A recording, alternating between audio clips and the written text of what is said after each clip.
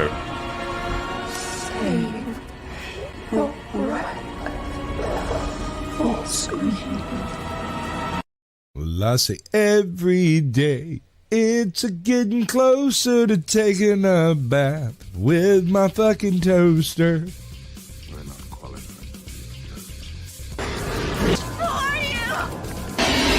Explorers in the further regions of experience.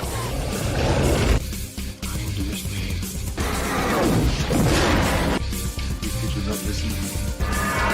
Then the hell with you.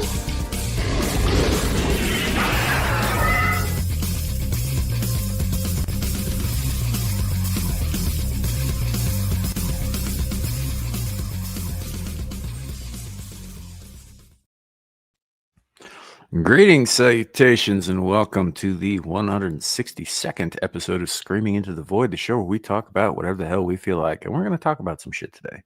Should be fun. My name is Samuel the Infamous, and joining me today is Caucasian Sasquatch, filling in for green-haired anti-liberal who said she would be here and then said she would be really late. That's because I'm better than her. I'm a man, baby. I'm a man, baby. Welcome in. We also have with us Abe, as usual. Welcome. Brother. I appreciate it. What's going on? We got Abe's tonight. Everyone's got Abe's. They gave us Abe's.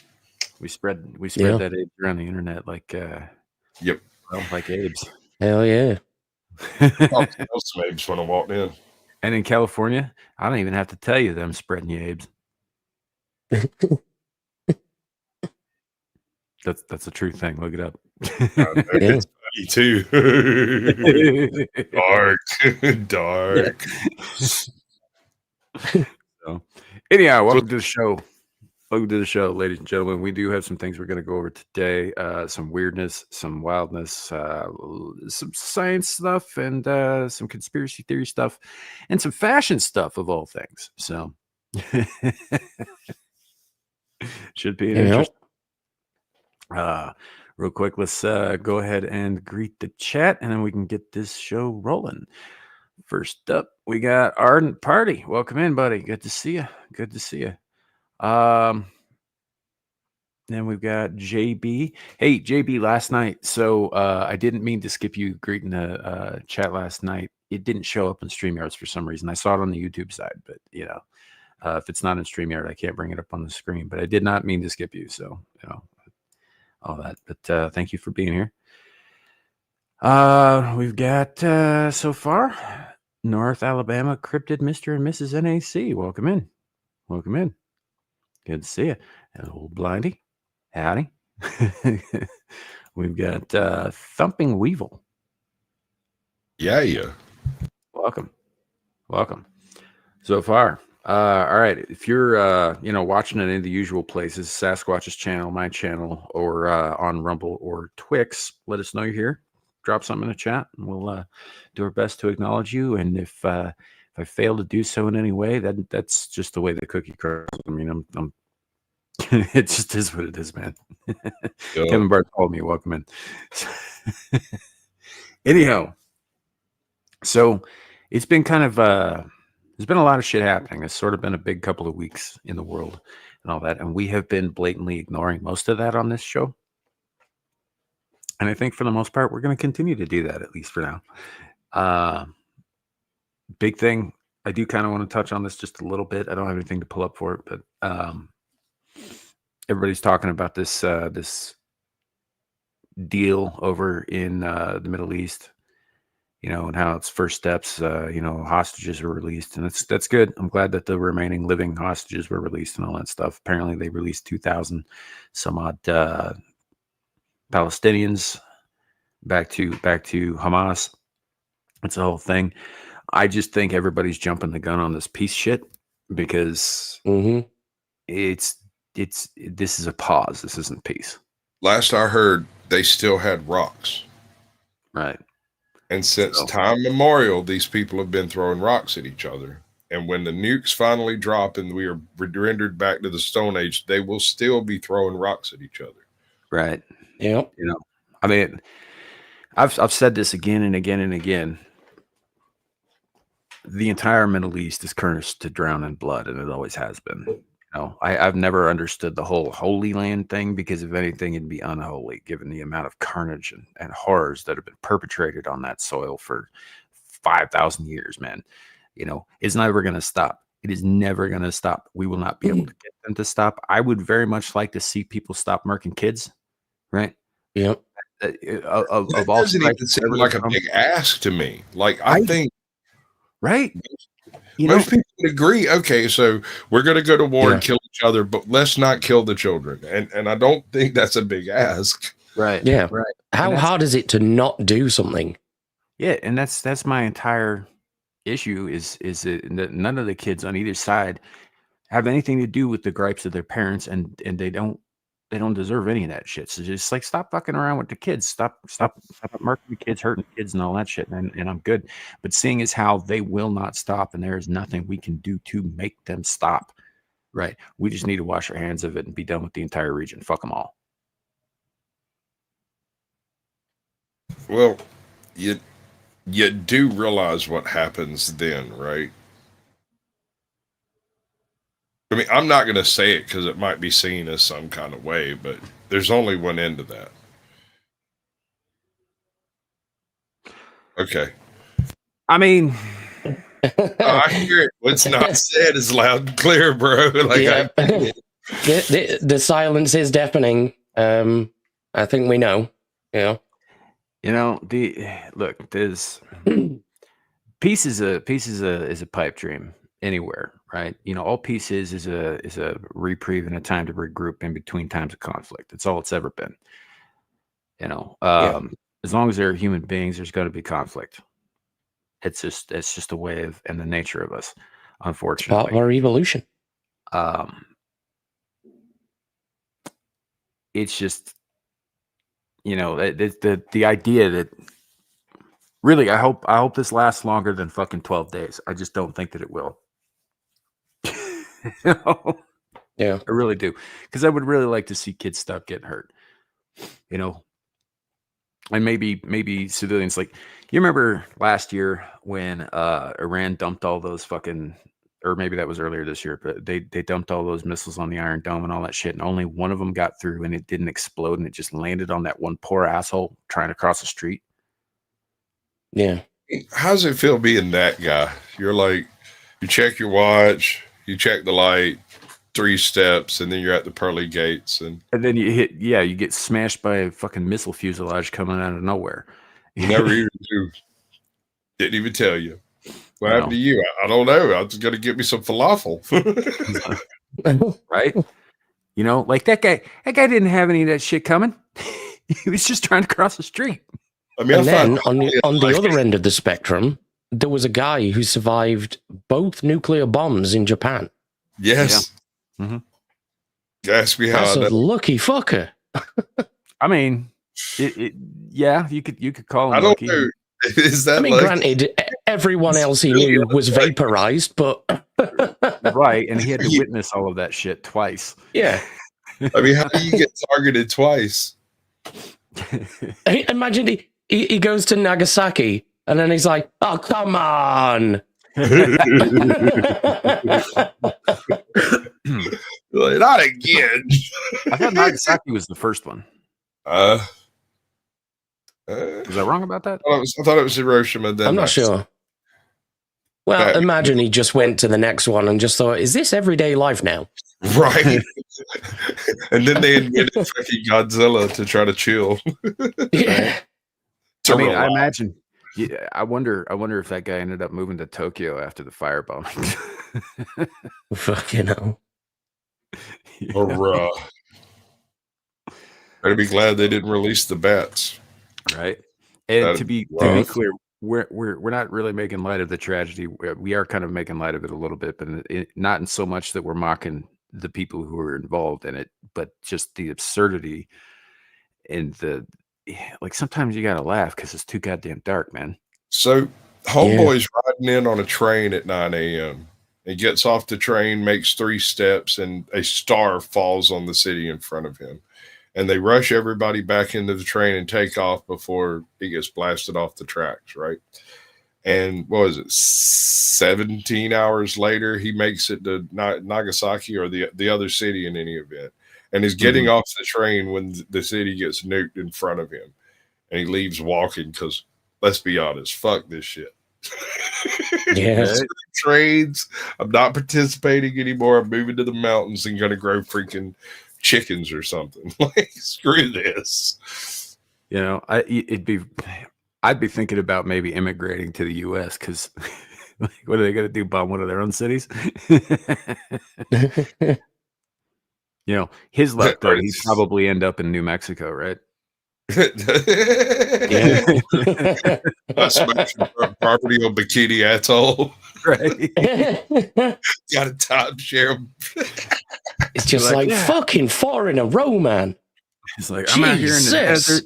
There's nothing of value out here, right? There's no reason for anybody to drop any bombs or anything like that. Yeah, I'm safe. Then all of a sudden he is, oh, come on.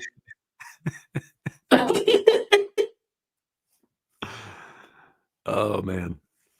But yeah, no, so it just, I would, like I said, I would very much like people to stop, like, you know, doing shit that ends up with harmed kids. But I don't believe in the Middle East case specifically in the Gaza, Israel area, but also other places. That's going to happen no matter what we do, no matter what the UN fucking, you know, they talk real hard. That's what they do. You know, but no matter what any foreign influence, you know, tries to make happen, it's not going to happen. Everything is temporary in this regard. There's no change. I think those people are destined to kill each other until there ain't anybody left, which sucks. But you know, the thing about curses, you can't break them. You have to get out of their way, which is what we should be doing. Classically speaking, you have to fulfill them. Not if you're not where the curse is. Well, I mean, either that or eventually the entire world will have a lifetime supply of glass from the area. Right. I hear the glass, the sand there makes beautiful glass. No. So, you know, and I'm glad everybody's all hopeful and shit about this. I'm just not. I'm pretty black-pilled on the whole fucking thing. You know. Yeah, I've kind of come to the conclusion, much like Africa, the Middle East is a black hole of resources. Yeah, 100%. So many resources get funneled into the area that the amount of corruption involved is absolutely unimaginable. So, just a black hole. Yeah. And it's rampant. It's rampant. It's just disgusting. Right. You know, and I don't think anybody who's pushing one side or the other, and you'll notice I'm being careful with my language here, and I'm not choosing one side over the other. There's a reason for that, because I don't support either of them. I think it's possible for two sides in a conflict to both be assholes. Right? Everybody's wrong. They all need to shut the fuck up, sit down, and just calm the fuck down. Right. But there is no calm. No, absolutely not. You know, and I don't know. It's just, it is what it is. Something else I should probably make clear again, because every time we bring this up, I got to say this, because otherwise fucking somebody out there thinks I meant something that I didn't actually mean, right? The fact that I'm not a pro-Israel person or a pro-Palestine person does not mean that I have a problem with Palestinians in general or Israelis in general. You know, it's more or less their leadership that's pushing all this shit. That's the problem. That's where it lies, right? It ain't on the average citizen, in my opinion. You know, I don't have any more concern for them generally, aside from the constant threat of death looming over all of them, than I would for somebody in, like, I don't know, Sumatra or fucking Berlin or wherever else in the world, because I'm, you know, I don't know them, first of all, so I'm not as attached to them as I would be, say, my next door neighbors, you know. But yeah, I don't. I do got to make that kind of clear. It's like, and the other thing that gets under my skin is the conflation with Israel with all Jews everywhere, which is stupid. Like, first of all, Israel isn't 100% Jewish, right? There's lots of Arabs that live there. There's lots of Europeans that live there, right? There's some Africans that live there, not a lot, but, you know, a few, and like it's not strictly 100% Jewish in the first place. Secondly, as far as I'm concerned, Jews in America are Americans. They're not Israelis. I don't have a problem with them. As long as they're being American. Ben Shapiro, I'm fucking looking at you shilling for another country that isn't yours. Apart from half of Congress, but that's a different matter. Yeah.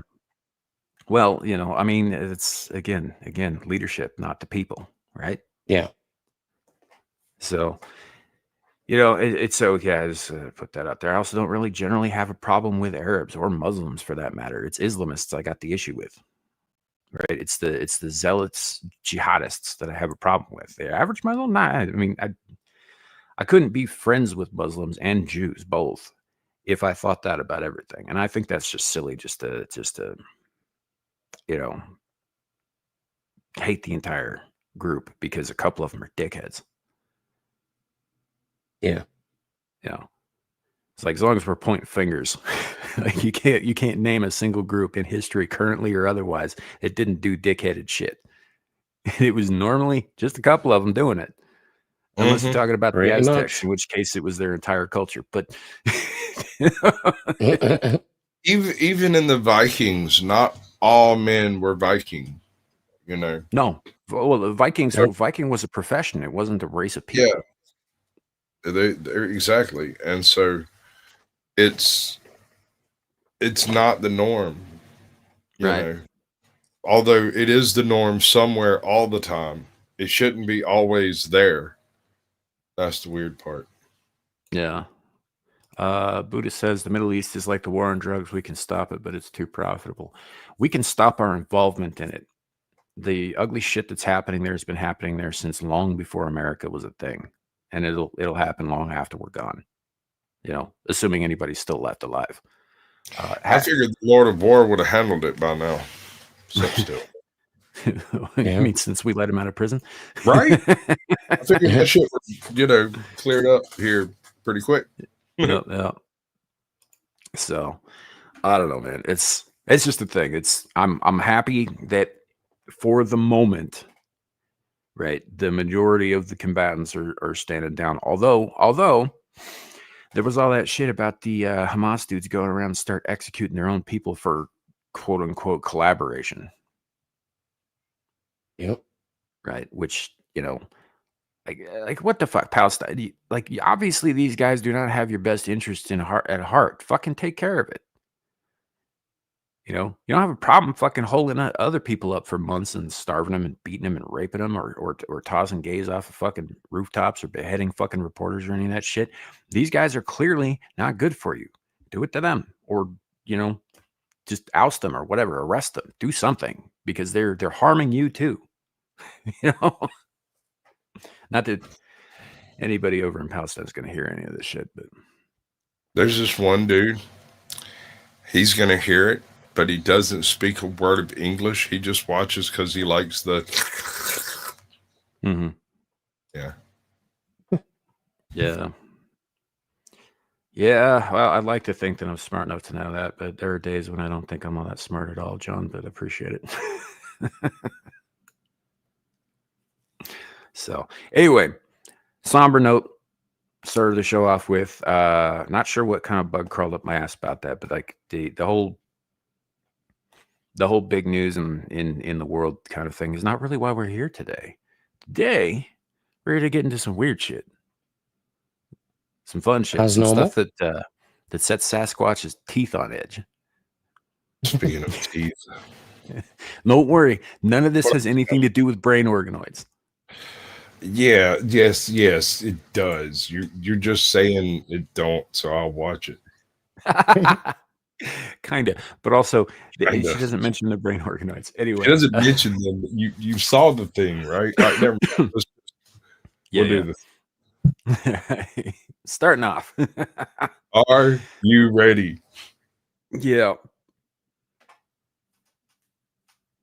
Okay, me too. Really grim as AI takes over both the job of the interviewer and the interviewee. Just how bleak is the situation? Well, we'll talk about it. The way the current system is set up, people can put out hundreds or even thousands of job applications looking for one position. Those looking to hire no longer have just a small pool of potential candidates. They have the entire country, potentially the entire world. Artificial intelligence has made this situation weird because now we have a number of fake job postings. Of course, those already existed because people just want to see what's out there in case they want to fire somebody. Maybe we'll just see what kind of qualifications are here and who wants to apply. The companies also like to put up fake job postings because it makes them seem like they're growing. Now, the job posting could also just be trying to get information, but that's also... All right, so let me get this straight, just so I understand. You have employees... Yes is the answer. Yeah, probably. You have employees who are outsourcing their interview process to AI, and then people trying to be hired have outsourced their interview process to AI. And so we have personal AIs interviewing each other to determine whether you're suitable for a job. For potentially fake AI generated jobs. Yeah. The jobs themselves may not, in fact, be real. Yeah. That's fucking awesome. And meanwhile, we're opening these AI server farms left, right, and center, and they're just jerking each other off. Yeah, basically. I mean, is life these days just too fucking weird or what? May you live in interesting times. I don't know, man. I think it's going to get weirder. All right, let's see how. Also true of applicants. Yes, we're now in a situation where AI has made it so easy to make fake job postings and fake applications. You can also send information out to companies. Of course, you can also automate AI and have your agent send thousands of job applications anyway. But where do we get with interviews? Many applicants are reporting that when they are taking an interview, they have their phone in front of them and they're asking AI questions and reading off of it. In fact, there's been advertisements for just this. Some companies, particularly tech companies, are just allowing it. AI is a tool that you'll use in the workplace. Why don't we just let applicants use it? However, on the other side of that, people are getting interviewed by AI. Yep. So a company is first going to take the thousands of applications for their job posting and have AI sort through it. And then their first line of interviews, they'll just have somebody speak to an AI who's going to watch them. They'll be answering questions like some kind of audition tape, and the AI will just watch them. It will, of course, be based on a whole host of data, which may or may not be accurate. How confidently somebody speaks. Do they stutter? How often do they blink? Because your blink rate can potentially tell you if somebody's lying. Or a psychopath, I guess. I mean, it could also mean that they got something in their eye, man. Right? That's Chiba one too hard this morning. Little red eye. Got a little something. No, allergies, anyone? I got this whole issue where I sleep with my eyes sort of open. Right? Yeah, me too. And so if I roll over or whatever, and I don't close my eyes in my sleep or whatever, like shit gets into them, and I'll wake up and I've got an eye that's irritated and red and fucking leaking all goddamn day, and I'm trying to blink shit out of it all goddamn day. Damn. So I don't like it. I sleep with my eyes open, but I stopped that. I actually keep an extra pillowcase in my bed with me so that I can wrap it around my eyes so that my eyes stay closed, because there's nothing weirder than having a dream that's actually happening in the room and waking up. Right. Yeah. No, I did.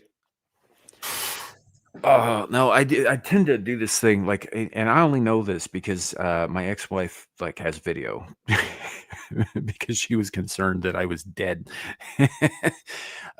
Because I'll sleep. I'll go to sleep. Right, my eyes don't close all the way; they stay about half lidded, and it kind of looks like I'm not sleeping. I breathe real shallow. I open my mouth just a little bit so my cheeks sink in just a little bit like that, and yeah, I look like a corpse when I'm sleeping. And all that, but the eye thing is mostly the problem for me. Although occasionally, I bet you're one of those snack pack chuckers that sleep with your hands crossed on your fucking chest, aren't you? sometimes I go to sleep like that, but it never ends up the same way in the morning. All right, but watching you. If I did that, I wouldn't get shit in my eyes. But no, the worst part of it for me personally, because like obviously I'm asleep, I don't know shit, I'm oblivious, whatever. is it somebody who's unfamiliar with that? If they see me sleeping, if they get close enough to me, sometimes that'll wake me up, just the proximity of a person, right? And the thing about sleeping with your eyes open is that you don't blink awake. Your eyes don't open. You just sort of come into focus, right?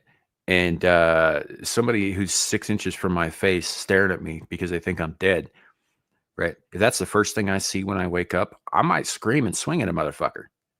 Right? They're going to have to catch some of these hands, bro, rated E for everyone. Right? Which, of course, if they think I'm dead, is going to scare the hell out of them, too. That's happened like 3 times in my life. So I come home from work. I was working night shift, and I come home from work at like freaking 8:30, 9 o'clock in the morning. I come in, and my wife's crashed out in the bed, and she's laying flat on her back with like her hands up. I don't know how to explain it. Anyway, she looked dead as hell. Her eyes were wide the fuck open. And I walked in and like I had that moment of like, oh shit. And I leaned over and looked at her and she focused on me and drilled me right in the jaw, bro. Like I went down like Glass Joe in the first round of Punch Out. Yeah. It's a crazy thing. So now I'm older and I've lived through this a couple of times. So now if somebody's going to be around me while I'm sleeping, which I don't generally allow anyway, but if they are going to be around me, I warn them first. I'm like, you might see some shit. It might freak you out. It's perfectly normal and I'm fine. Leave it the fuck alone.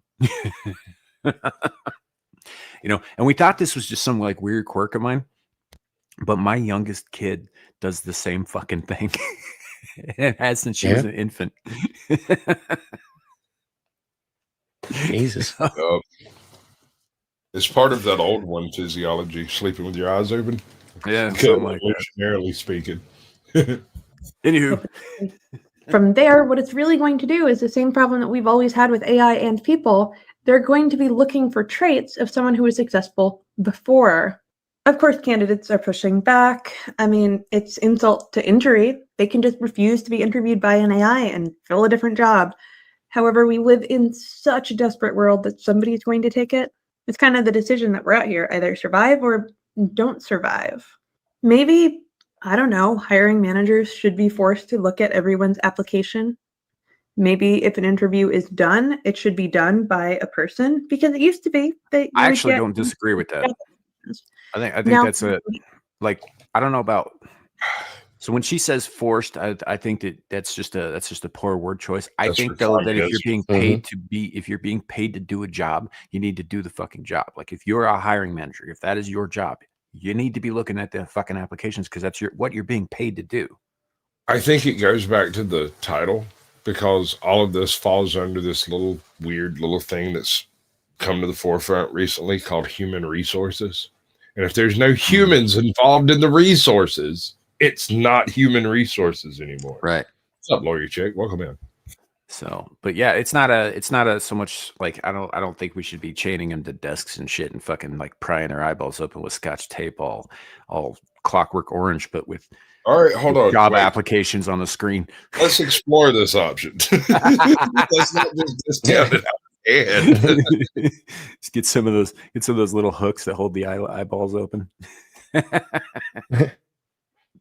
No, but I do think that they should be doing the jobs. We shouldn't be having fucking machines do the jobs because number one, the machines make mistakes based on fucking tiny variations in data input, right? But they're not going to be getting everything correct. And at a certain point, we're going to get to a point where she's talking about okay, if I don't want an AI to, interview me or whatever, I'll just go somewhere else. But the very convenience of it means more and more hiring people are going to be using stuff like this, right, to process like far much more applicants than they would be able to do on their own. I get the convenience of it, but that's the problem, is the convenience is the lie that sells the poison. Yeah, because eventually if this keeps up, everybody's going to be using AI, and if you are not willing to either use AI to interview or to or be interviewed by an AI, you're going to be shit out of luck. You're going to be out in the cold. This is why farms exist. Yeah. But farms are going to be automated soon enough too. I'd like to see that. I mean, I'm dead serious. Like, that could be revolutionary if we could actually like mechanize the growing of freaking potatoes fully. Revolutionary. We're quite a bit of the way there already. True, but there's certain limitations. Like, and this is, you don't even really want me to go off on this. That'd be an hour and a half explanation into heirloom vegetables that I'm not prepared to spend right now. Yeah. Right. No, I just do agree though that maybe the machines shouldn't be doing the fucking interviewing and hiring. Agreed. Not both. I mean, like I said, human resources should have some humans in it. Although AI has been put to work, you could get millions. More than that, you can now have an AI interview millions. It's a whole new world, and I think we're going to start to see entrepreneurship increase because I don't want to work for all this. I don't know about you. Are we cooked? What do you think? I mean, Might be. Even this, I think, is just an intermediary point, because if you've got AIs that are intelligent enough to interview proficiently and to select candidates with the same amount of proficiency, you're not that far away from them being able to actually do the tasks themselves. Right. Well, this is also just a right now where it's sitting at. It's looking like an extension of the like algorithmic filter. Right. Yeah. Like, you can filter out keywords, or you can have it like highlight specific keywords and all that, and that'll bring either drop an application off or bring it to the forefront. Yeah. Kind of thing. So, I mean, human applicants use that same process, right? They use that same idea where they will look for certain keywords and phrases in an application. If they don't see them, they toss them. Yeah. So that's kind of where I think it's at right now, is that this is sort of an extension of that, a logical extension in the machine mind sense. But when it starts being able to just make decisions for companies, right? I think then we're in trouble. Because then who's in charge? I don't like it. Not one there in a little bit. Just saying. Yeah. This is going to end up with you going to get a job, moving to another state, getting an apartment that don't exist from an AI that don't exist, to work a job that don't exist, to lose your car in some other state because you had a guaranteed job. Yeah. It's going to hurt people. And they pay you in non-fungible tokens. Yeah. I'll take that. Before job. you know it, you don't exist. Right? And that's the end of it all. AI the whole time. Yeah. But I think that's kind of the end goal here, is to make mankind obsolete. But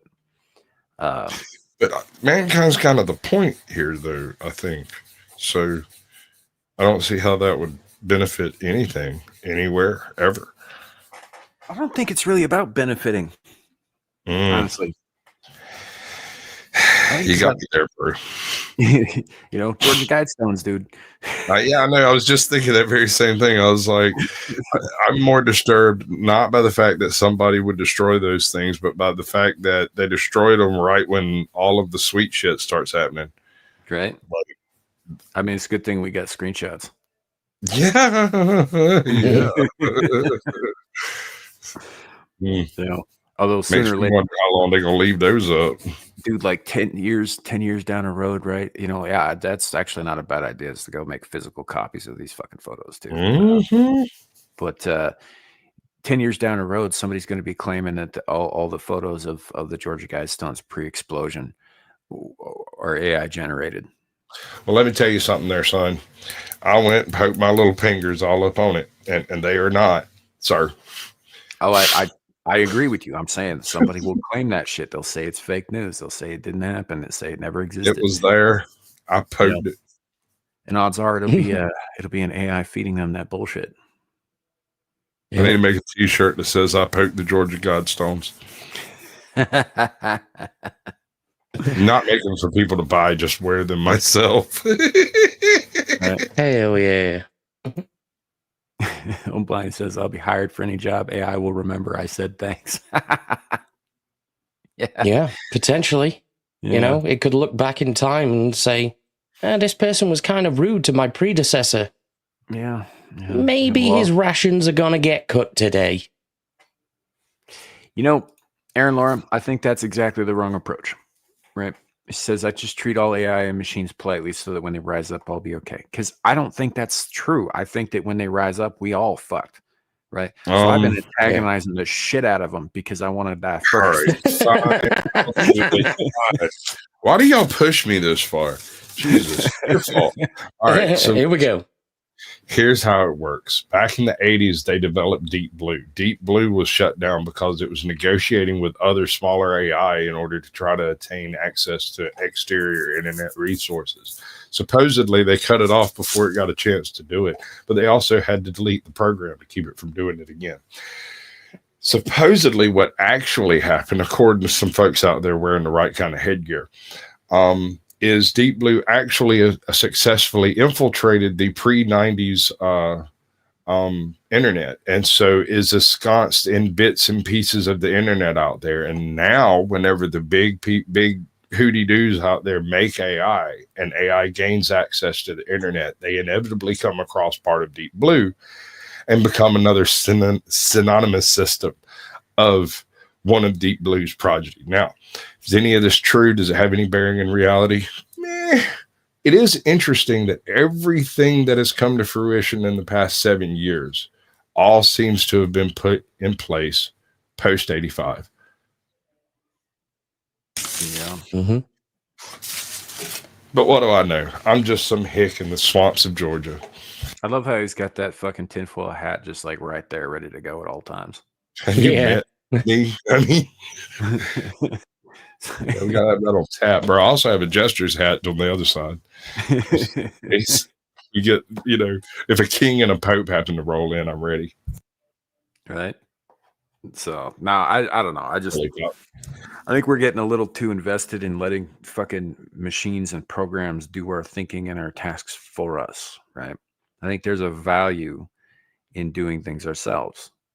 And I think as soon as, whether or not it ends up in some kind of AI apocalypse, which it's possible that will happen. Let me put this in a personal perspective. So I have difficulty finding scripts to read and people who need scripts read, right? Mm-hmm. So it occurred to me, why not go to AI and have it write scripts for videos I'd like to do, and then I can record the scripts and then just throw some random freaking imagery over the top of it. And then I'm like, but half the work of doing that is the writing of the script. You're supposed to know what you're talking about, I don't know. It just feels very artificial to me when I do stuff like that. And so what's the difference between that and doing some lines for the AI and letting it reproduce my voice and go do it? Not much. Not much at all. No, it's not much difference. That's why I'm saying that, like every once in a while, Musk will post something about his robots or his AI or his whatever, and I'll just post a fucking old image of an old woodcut with the Luddites and say they were right. Yeah. Because they were, first of all. So I'm not necessarily against technology, but I think the minds and the hands wielding it should be our own and not some synthetic ones that we made to do it for us. Yeah. That's pretty much where I stand on that shit. And I do think something is lost when, just even on a personal level, right? You get satisfaction out of creating a thing yourself. How much satisfaction are you going to get out of inputting a few commands into AI and it does it for you? I know. All right. I'm not going to name any names, but I've come across this one dude who I personally believe that it is ill-conceived and ill-advised to hold truck with non-human intellects. That being said, I apply that to AI and gods and demons and interdimensional elves of ill repute and anything else that's not a person. I don't talk to my dog. You know, so he comes at me talking about how, oh, he's got 7 channels now and he's making money on 4 of them and has a couple for fun and yada yada yada. And I'm like, dude, I'm proud of you. I'm happy. I dig it. I don't care. I still think there's a small possibility, however small, that it may be quintessentially evil. Yeah. It's certainly a thought worth having, I think. Like, whether or not it actually is evil, the idea that you should always consider all the possibilities. You know, I think that's just a smart thing to do. Real quick, the Steelman says, "Is this open panel? My homie wants to join." So, unfortunately, no, I don't run open panels on my channel, man.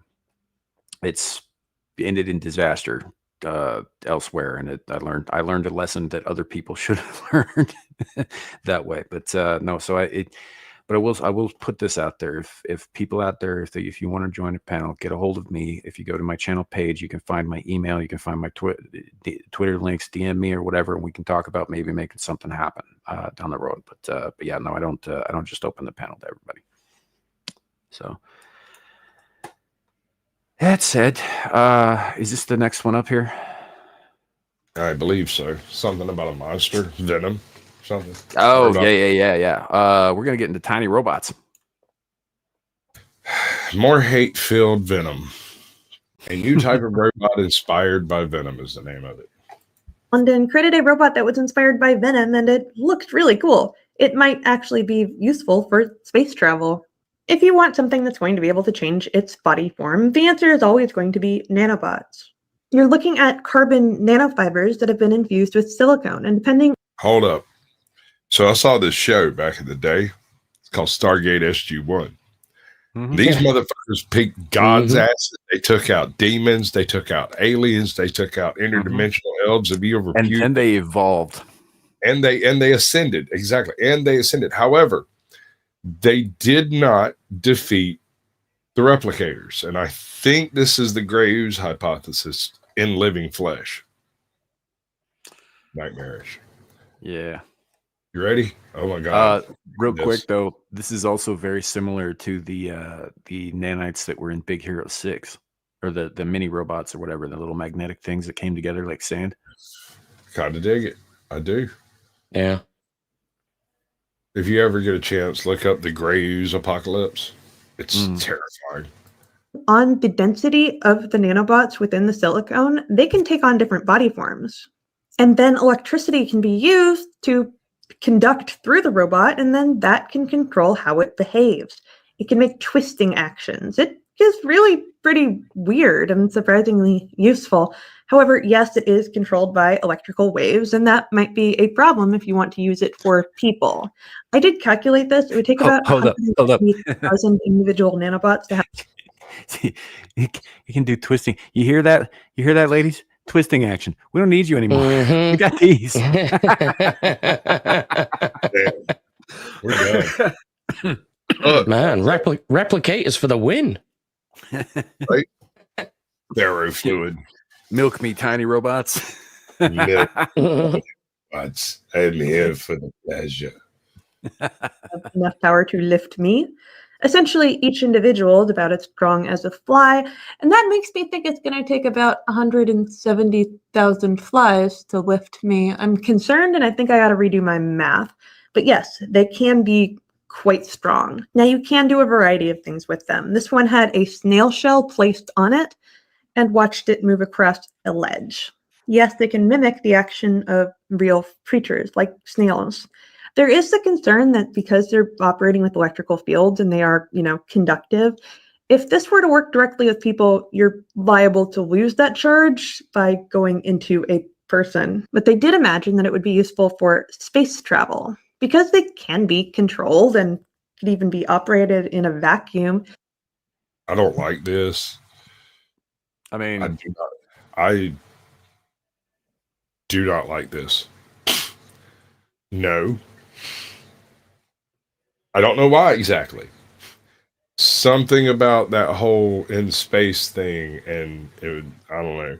Sounds safer. I don't think so. We're liable to create our own worst enemies. It does kind of sound like something out of Lost in Space, doesn't it? Like some sort of alien creature you would encounter, and then you realize it's not even real. It's not alive. I don't like it. It could be useful for gripping stuff like cargo. It could be used to deliver stuff. Of course, they would have to figure out not losing electrical charge to the environment because all of the tests in a lab were performed, in a controlled place. I really like the fact that they imagined them and actually created a model of them in a little stickman form. They're controllable without having to have a tiny computer chip in them. Just because of the way they're oriented, they can now be turned into all sorts of different shapes. So there's a potential issue there when she's talking about controlled environment. That's actually a really great point, because if you were to say send a buttload of these to Mars, then it would have to be a lot of them, because they're tiny, tiny, tiny little things to like start, excavating tunnels or whatever the fuck. In theory, that would be, better than sending people. First of all, in theory that could work really well. The problem is we don't actually know what kind of ferrous or non-ferrous materials are on Mars, like internally and all that shit. And assuming that they don't have the ability to replicate themselves, right, from raw materials and their surroundings, right? Just assume that for a moment. And they're being remotely controlled, so it's not like they're thinking for themselves. The buildup of like ferrous materials on these things would get, you think at some point that would interfere with the signal, right? Yeah, I would imagine so. Right. Or it would, at the very least, weigh it down so much that they become less and less effective over time, just because, they're not in a sterile environment anymore. I mean, it's sterile by definition, and Mars is a dead planet, but not, they'd be exposed to whatever is there. And we don't know what that would look like. Well, I think the way that she's talking about this technology at the moment is a bit pie in the sky, precisely because they have to be in this very exact environment in order to move. Sure. I mean, I get where she's coming from in terms of like imagine the possibilities with something like this, sure. But it would require other power mechanisms that we seemingly don't have yet. Right. So I saw this thing the other day where a guy basically laid out everything that Elon Musk is doing. It looks like, he owns the Boring Company, he owns Tesla, he owns X, he owns SpaceX and all that stuff. And like all of those things kind of seem like they don't really jibe together or whatever. Yeah. But here's the thing. Here's the thing. Yeah. Like if we were to go to Mars, we wouldn't be able to live on the fucking surface, right? So the Boring Company, to get to Mars, SpaceX, to build the fucking initial, stuff that we need to survive. Too far, bro. The Tesla robots. You don't launch a Mars mission from Earth. That's far too expensive.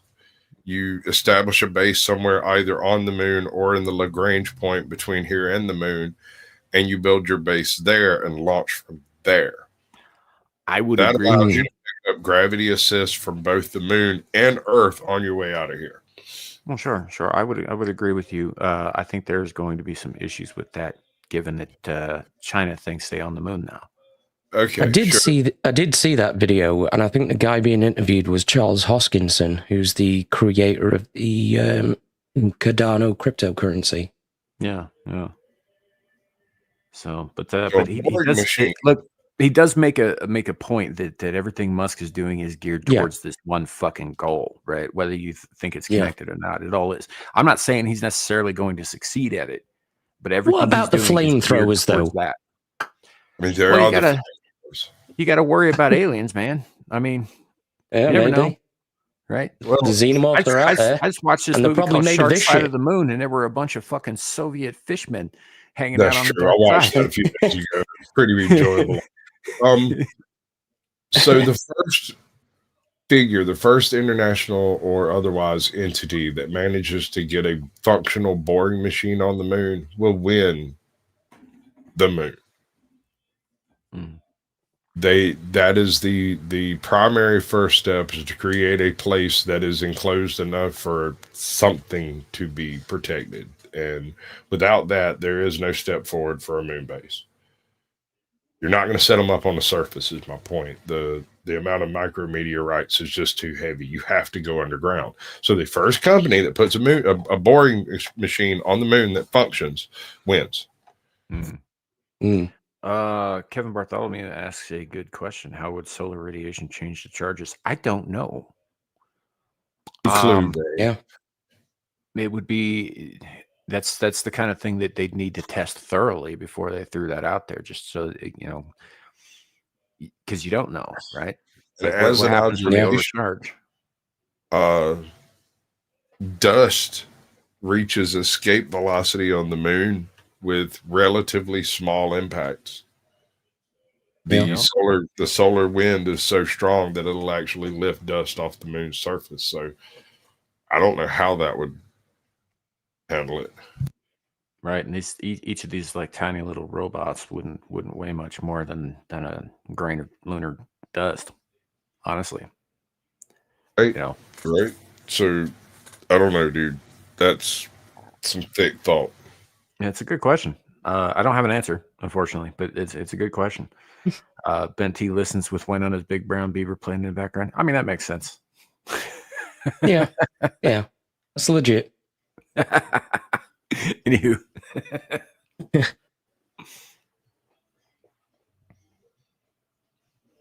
Let's get it on. This is a fairly new concept in robotics, having something that's capable of changing as they go rather than having to be pre-programmed. Turns out you have to share some things with biology to be able to do that. And yes, it was inspired by Venom. A lot of the toys you see with similar orientations are the same concept, Usually they're with iron, ferrous liquid. This is carbon. I talk about it all the time. I love carbon nanofibers. They're going to make robots of the future. And robots of the now? Shape-shifting nanobots are all the rage.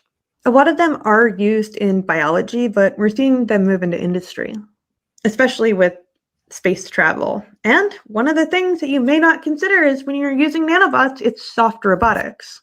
You may have heard me talk about it, but traditional AI systems are terrible at operating soft robotics, so things that are... Sir, that is an organoid. You lied to me. That one right there, that picture, right there. What you have to do to operate something that looks anything like a living creature, you're going to have neuromorphic AI. So AI that's designed to look like our brains. So that's who's going to be running the nanobots, FYI. Also in the world, that's how you get T1000s. I'm going to make a whole video on it, but somebody made a two-dimensional. It's more of a T1000, but yeah. Made in Mexico. Oh yeah. One. It's the Rev 9 or whatever. Was it Gabriel Luna who played that? Yeah, I guess. I don't know. I didn't watch that fucking movie. Yeah, it wasn't great. So, but no, that's first of all, I did not lie to you because I did not see that image. It's okay. When you die and come back as a squirrel, I will hate that squirrel too. That's fair enough. That squirrel's going to be a dick. Dimensional computer. It's functionally two-dimensional. Think molecule-thin transistors. It bothers me, but people think it's going to be useful. It's made out of molybdenum. I have a degree in chemistry. I'm never going to be able to say molybdenum correctly. Isn't it molybdenum? I mean, I think it's these nuts. Them nuts. Pretty sure that's not actually it. I don't know. So 10th man pops in with "That's a hot elf." I'm assuming you're talking about GT there on the video, the one with the Sasquatch just loves her dental work. He's just shaking his head like, "Fuck you so much, man." Right up the road. Not one, but two of her videos right in the fucking row, man.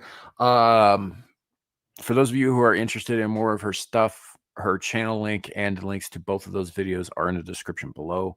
I am trying to get better about crediting people when we show their fucking YouTube shit. Whether or not we agree with their stuff, they deserve to be credited. So that's what I'm doing here. I'm just announcing that now. Yeah. Otherwise, yeah, I don't know.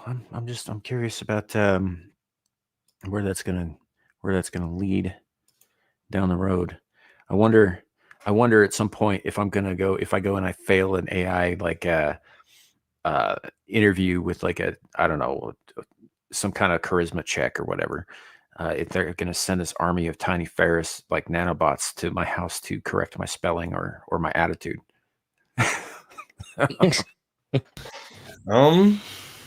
Yeah, I hate all of it. Yeah, I was happier before I knew about it, and will now live more miserably for having heard it. Thank you. You're welcome. Yeah, you're welcome. That's what we do here, though. We scream into the void. Yep. So, anywho, well, it's been a minute since we focused on any kind of like weird science shit. That's because it is weird science. That's one of the reasons that I follow GT Gabriel Torch there, is because whether or not I agree with her, she is one of the very few people out there who's actually like publishing content about this weird shit. Like it's just completely flying under the radar unless you're actually deeply involved in one of the scientific community. Right. I mean, or you read the right magazines, which again are kind of niche. Most people aren't out doing that. So I just think it's important to bring some of this stuff to light, like that thing that they were doing where they were turning the dead spider into. Anyway, it's a whole thing. No, just stop. Yeah. I mean, stop. So no, it is what it is. Oh Jesus, are you kidding me? Hold on a second, guys. This is the part I love the most. Is where we get to talk trash about him and he doesn't know about it. Because damn it. Real life stuff, and even if he knows about it, he can't fuss about it until he gets back. Yeah. Let me know if you can hear it. It was really loud for a second. Dude was standing on the inside of my door. Is this the same guy? Yeah, again? It's always the same asshole. But, Did you ever his YouTube channel? Huh? Oh no, I don't think he has one. Okay, well, maybe never mind. I mean, that would also require my getting to know him enough to learn his name, which isn't going to happen. Yeah, that's got to be so fucking loud for us to still hear it. Yeah. Oh yeah, it's extremely loud. What a cunt. Yeah. Yep. So sorry about that, folks. Might come and visit him for a couple grand. Yeah. Real discreet. Yeah. I mean, unfortunately, you know, I live in a place with thin walls. It is the middle of the day, so there's no noise ordinance in effect at the moment. Right. I got you. And that's a common area he's in. When my neighbors go off like that, I don't even acknowledge it. I just changed my noise filter over here to be a little more aggressive. Yeah. So, anywho, hi, Cluu, welcome in. Fuck, I don't even remember what the order was of the things. What do we have up next? The American Meme thing, I think. This is Trump tweet. Truth. Oh yeah. Globalism. Yay. I sort of want you to read this out loud in the Kermit the Frog voice, but at the same time, does anybody? It's Kermit. It's Kermit / Jordan Peterson. Well, it's Jordan the Frog. Yeah, Kermit the Peterson, something like that. I will give it a shot, though.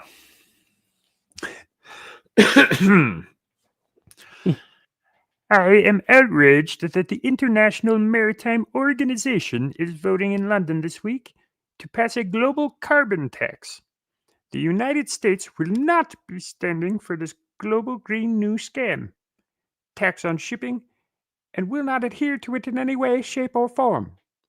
We will not tolerate increased prices on American consumers or the creation of a green news scam bureaucracy to spend your money on their green dreams. Stand with the United States and vote no in London tomorrow. Thank you for your attention to this matter. Nice.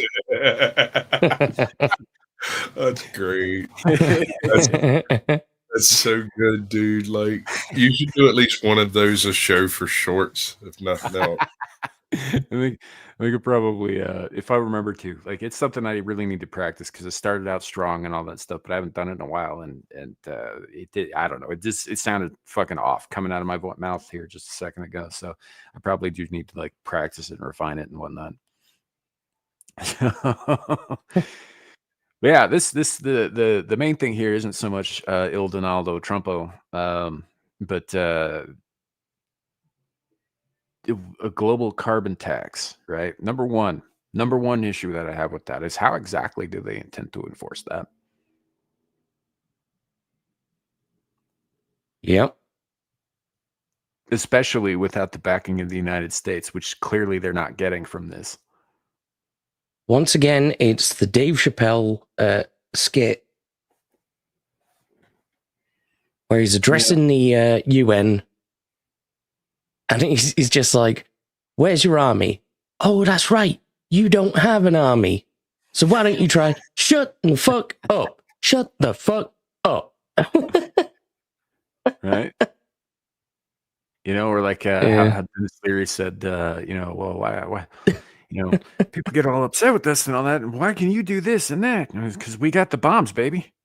We have the bombs. And the boats.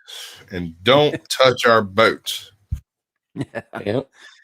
Yeah. Because the term fuck around and find out was developed about our boats. Do you remember that bit where Iran like went and fucked with one of our boats back in like the 60s or whatever, and we obliterated like half of their navy in a half hour? Yeah, it was a momentary oversight. Yeah. Oops. Yep. Don't touch our boats. There's a really great video on that by the Fat Electrician. I highly he does a great job. He literally breaks it down minute, and it takes less than 15 minutes for him to go through it. Yeah. No, it's good times. But yeah, no, this whole global carbon tax thing was like, we know who's behind that shit. We know who's behind that shit because we know who Keir Starmer fucking answers to. Right? Yeah. Davos is behind that shit. This is all ties back to WEF. It all ties back to those assholes, right? Which we haven't gone in on them in a minute anyway, so it's probably time. But this is a thing, right? Officially, the WEF is an investor group and a think tank, right?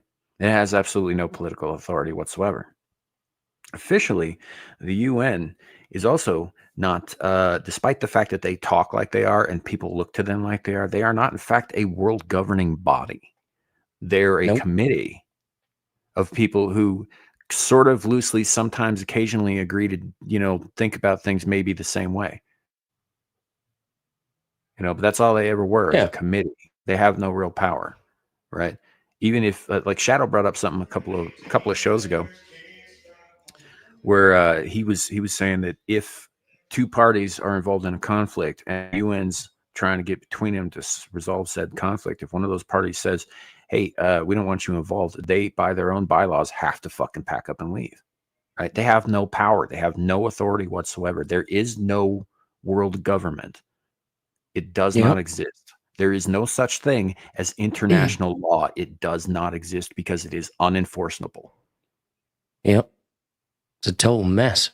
Right. Pointless. So anybody tells you that shit or tries to institute a global tax on anything, right? You can't enforce that. There's no way to do that. Oh, what are they going to do? They're going to start taxing China? You think China is going to fucking pay?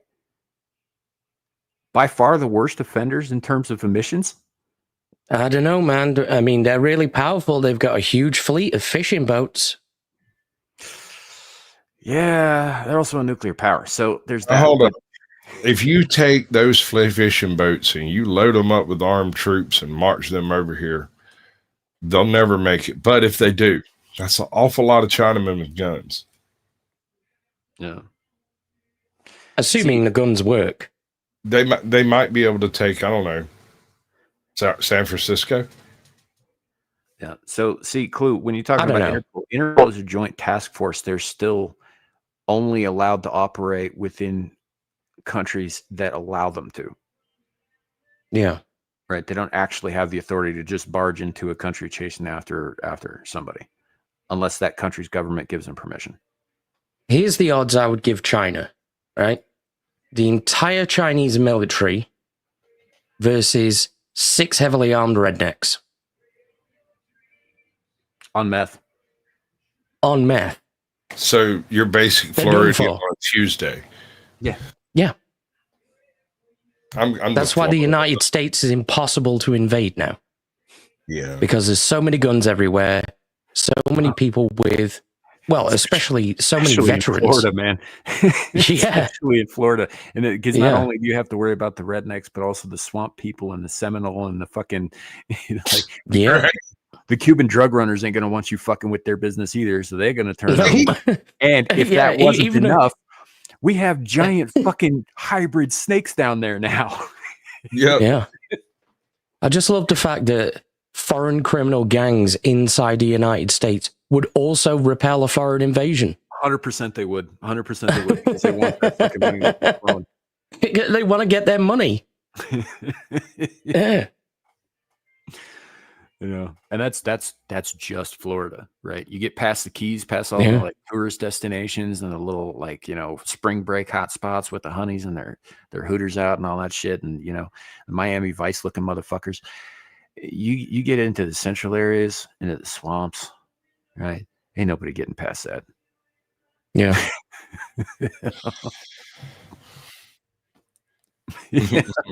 I got nothing for it, bro. Yeah. You remember in what was it? San Andreas Vice City?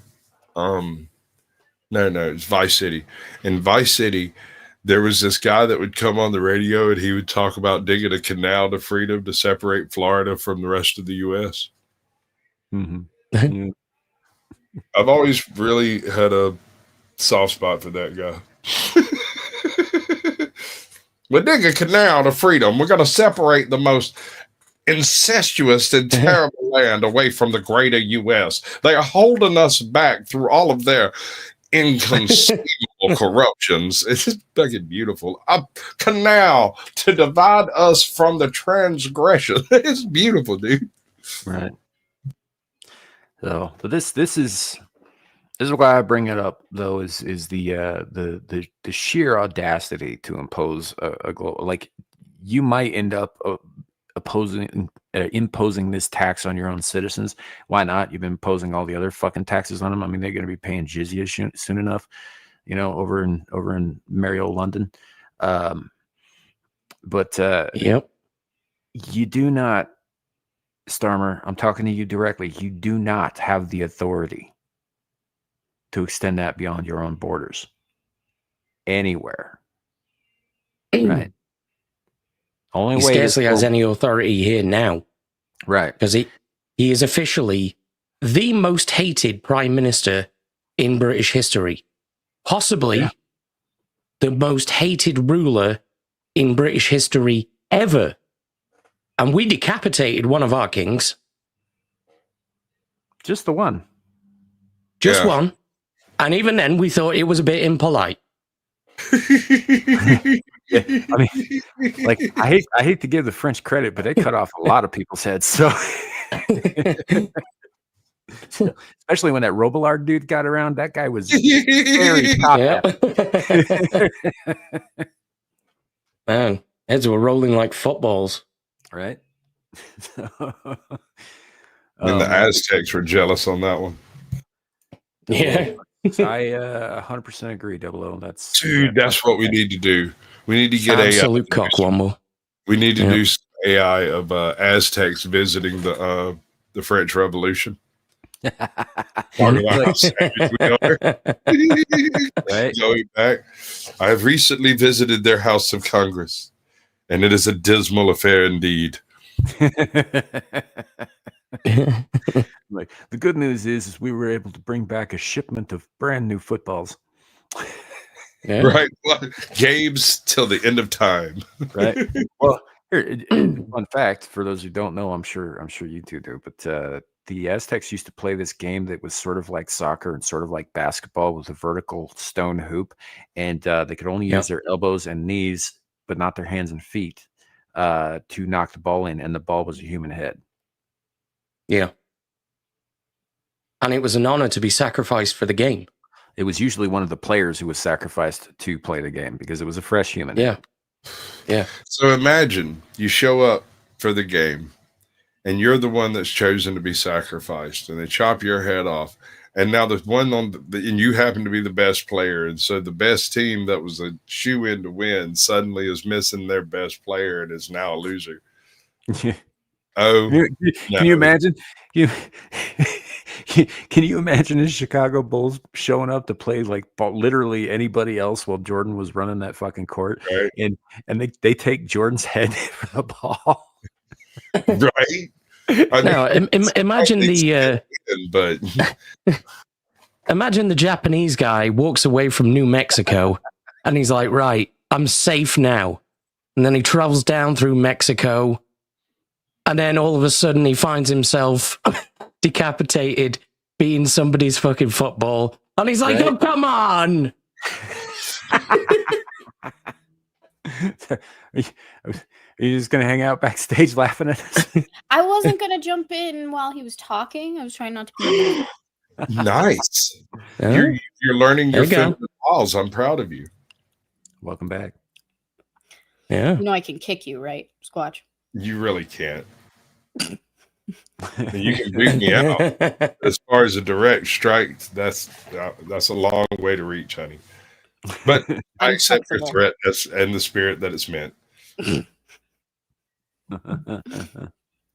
think I'm the only one here who can be kicked with no recourse because I've got absolutely no power whatsoever. I have zero power, only the power of my mouth. Nice. Here I am is saying all Jew lies. I mean, I'm not. I think you're what about the Japanese bloke? Brutality. Yeah. I think you're referring to the Aztec brutality because of your next comment here, which says Aztecs still have an apostle tribe in the jungle. They follow Christ. I would ask if you were a Mormon, except that if you were a Mormon, you would also believe that they were descended from Jews. Mm-hmm. So I don't know what you're getting at, buddy, but I'm not gonna blame everything in the world on Jews, man. It's idiotic. Yeah, it's an interesting perspective. Like here's the thing, right? If everything is done as a result of a global Jewish conspiracy, first of all, there are only something like 0.5% of the world's population are even Jews anyway, right? There aren't that many. Secondly, in order for them to perpetrate this global conspiracy, right, they'd all have to be in on it. And they would have had to have access to parts of the world that people hadn't gotten to. Like, take dinosaurs. Take what Kansas Owen says about dinosaurs being a Jewish conspiracy to fuck with Christian faith, right? The bones were already there. This means that the Jews would have had to have gone to every single part of the world where they've been discovered long before anybody else went there, and they would have had to bury them then. And you're telling me that they had all this access to the entire world and nobody noticed? Yeah. Like, no, it's dumb to blame them for all the things. Yeah, well, people have written about this subject at length. Let's assume there is some sort of global conspiracy. There'd have to be an awful lot of non-Jewish people in on it. At which point, it's no longer a Jewish issue. Right. It's an issue of power and money. And that's a problem everywhere for everyone who doesn't have either.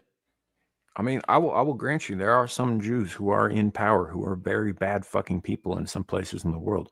There are also plenty of people who aren't Jews with similar levels of power who are also very bad fucking people who are working right alongside them. I don't believe that the one is working for the other. I think they're working together. It's possible for, bad people to come from anywhere, man. It doesn't mean they were Jewish. Yeah. Exactly.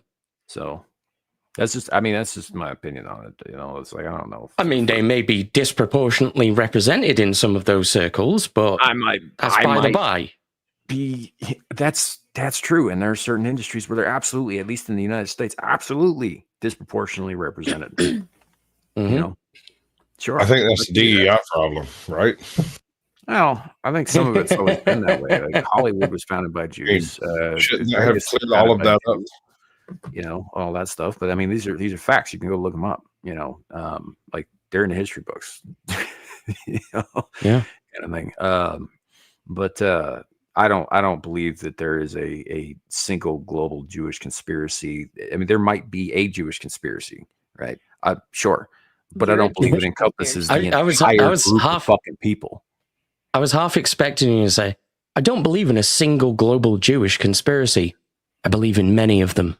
I mean, I kind of believe in a lot of different weird shit, but no, look, man, I don't think that it involves every Jew who walks the face of the earth, and I think to paint them all with that brush is just as asinine as saying that every single white man who walks the face of the earth is a dyed-in-the-wool Ku Klux Klan member. But if the tiny little hat fits. I mean, it fits perfectly right under one of them white fucking pointed hoods. Mm-hmm. Yeah. But point is like I'm not blaming an entire fucking demographic for the actions of a couple of dickheads. Have you considered it though? I mean, you could. You could. I mean, I could do that. I'm not doing that. I just don't think that that's necessarily a true thing.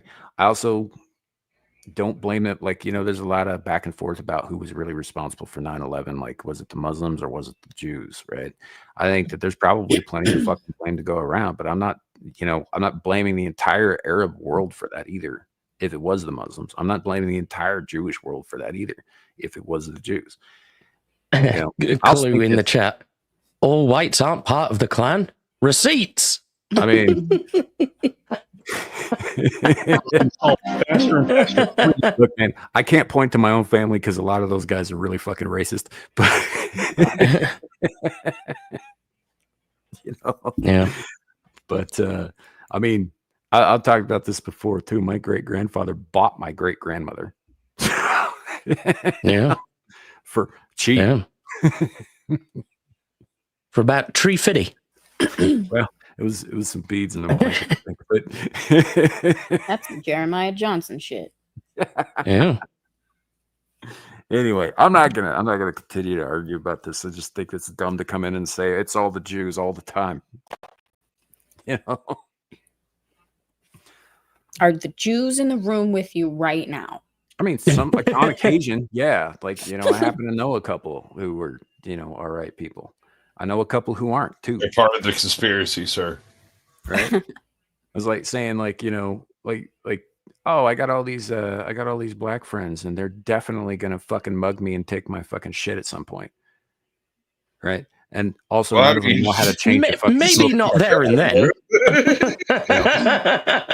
In fact, they're not going to do that because I'm going to build myself a moat because we all know they can't swim, right? You see how stupid that sounds? Alligators. There you go. Alligators. Definitely getting some alligators.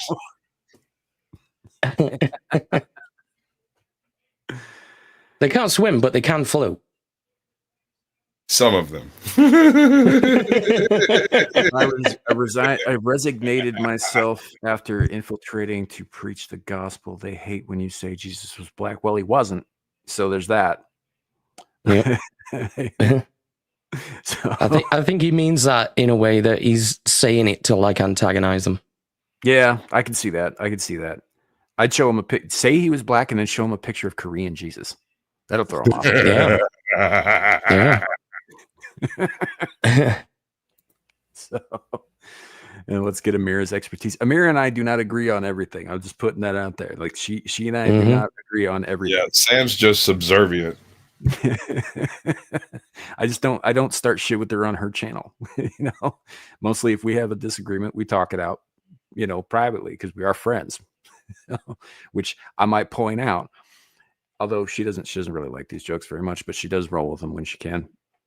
When I say that she gets mad at me and that I got to watch my mouth because she might drop a couple of planes on my house, right? That's just a joke. It's not because she's a Muslim. Yeah.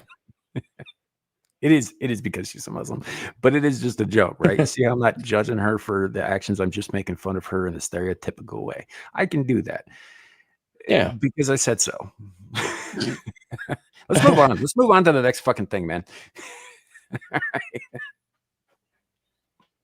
Are you sure? You seem to be having a lot of fun with this one. I'm going to stop talking. I think now. I've seen this one too. Rubik's Cube has been solved faster and faster every year since it came out, and it won't be long before they can solve it in negative time, enabling people to travel backwards in time using the Rubik's Cube. The maker of the Rubik's Cube, Mattel, intends to use that to travel back in time to when they manufactured them, and the ones that they've already sold, they'll take those from the past, bring them into the present, so they can sell them at 100% profit. The problem with this is it's great for capitalism, but that additional weight of all those Rubik's Cubes will shatter the Earth's mantle, causing the Yellowstone volcano, super volcano, to erupt, which is going to send the entire world into a volcanic winter that could last a century or more. So our solution is we're going to create the Robux Cube, which is a lightweight alternative to the Rubik's Cube that, lighter weight, might not shatter the Earth's mantle, and we can solve it faster. We can travel back in time before Mattel, get the Rubik's Cubes, go back to the Jurassic era, put them in space, and they'll replace the meteor. So, how high were you when you filmed this, Squatch? Look, do you know what? After hearing that, okay, it was the Jews. You know what? I'm curious now. Who was the original CEO of Mattel?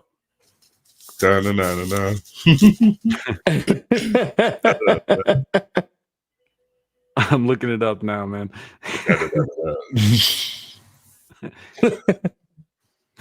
Hello, Mia. Welcome in, darling. No.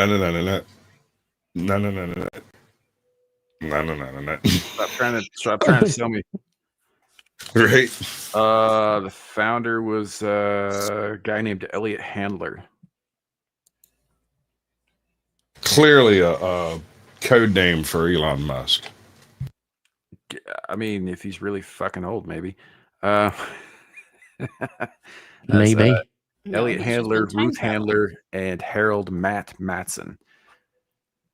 Ruth Handler was the first to hold the equivalent role as the company's president, serving that position from 1945 to 1973. Her husband, Elliot, was a co-founder and key designer, while Matson's name was used for the company's name, Mattel.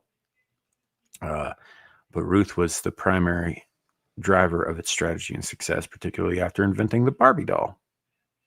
Fair enough. There's a lot of history in toy companies. Oh, yeah. So the Rubik's Cube has a tangential connection to the Nazis. I mean, doesn't everything, right?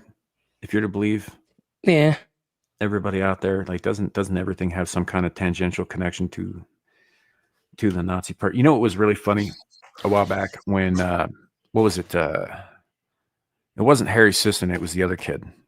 I was always hanging out with him. What the fuck is his name? Dean Winters? That's it. Dean Withers.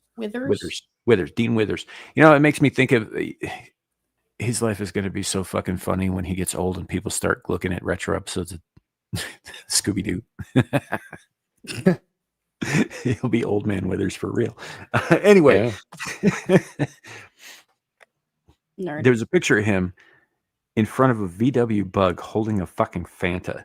And it was attached to a thing that said, "I will not support Nazis, therefore I'm throwing all my support behind NASA." And it was a protest of Elon Musk. And I'm just like, oh, man, really? That is fucking priceless. VW. Like, Nazis invented Fanta, too. Yeah. And NASA. Yes. And NASA. Yeah. Like Werner von Braun was like founding member of NASA. He also developed the V-2 rockets with which they bombed the fuck out of London. Yeah. So, Yeah.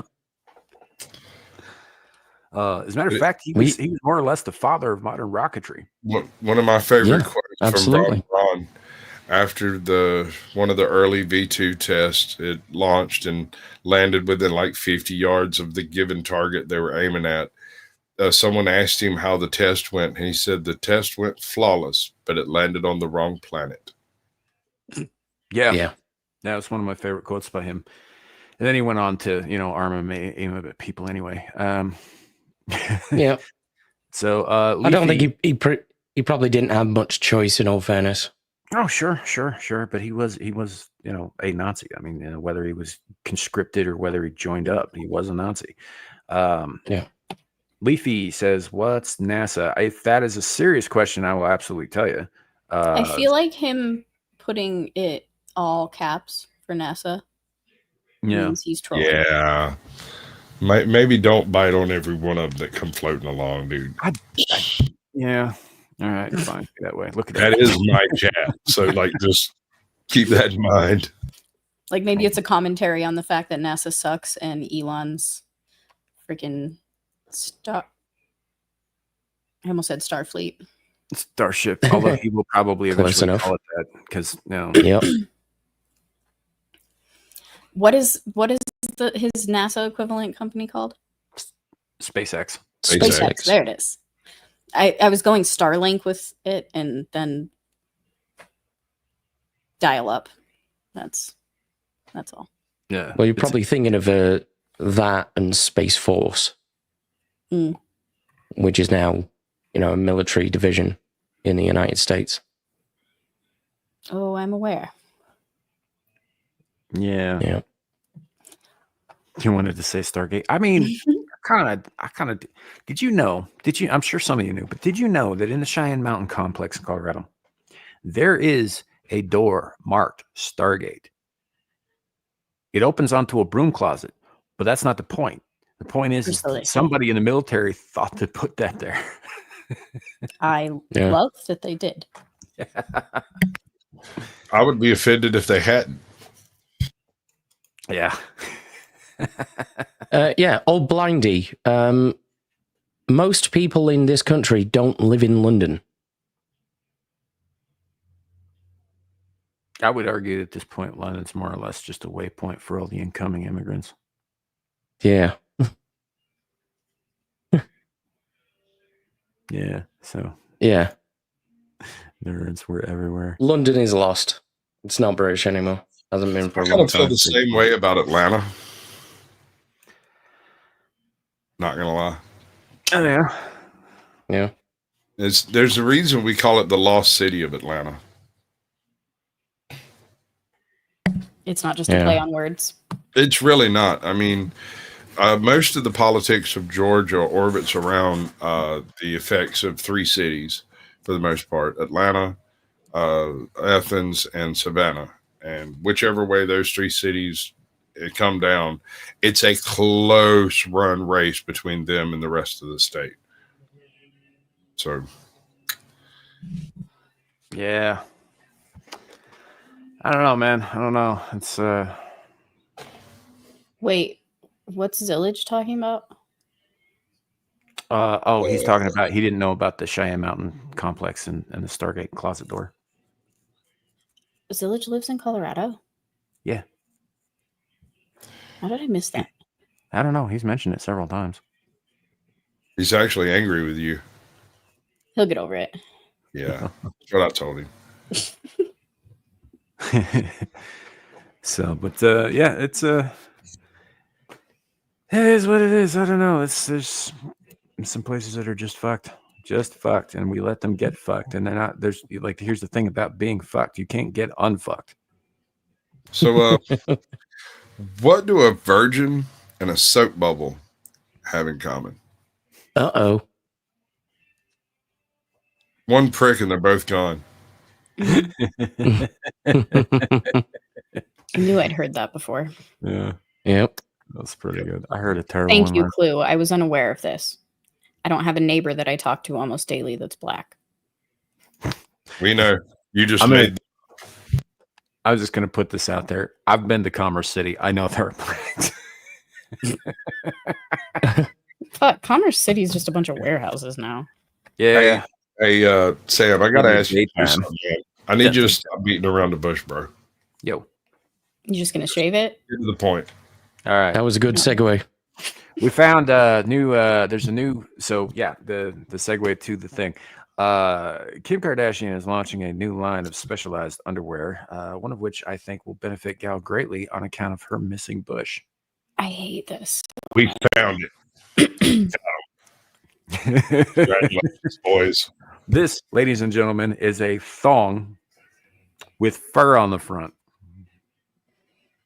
That is absolutely going to get people arrested. I need Timon to work on that meteor. That's right, Arden. Merkin wear.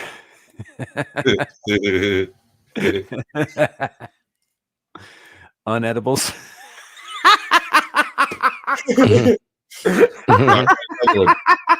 Tell me this. What sound do you hear right before pubic hair hits the floor?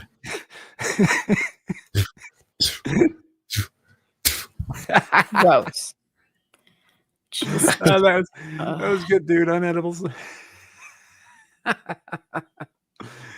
Yeah.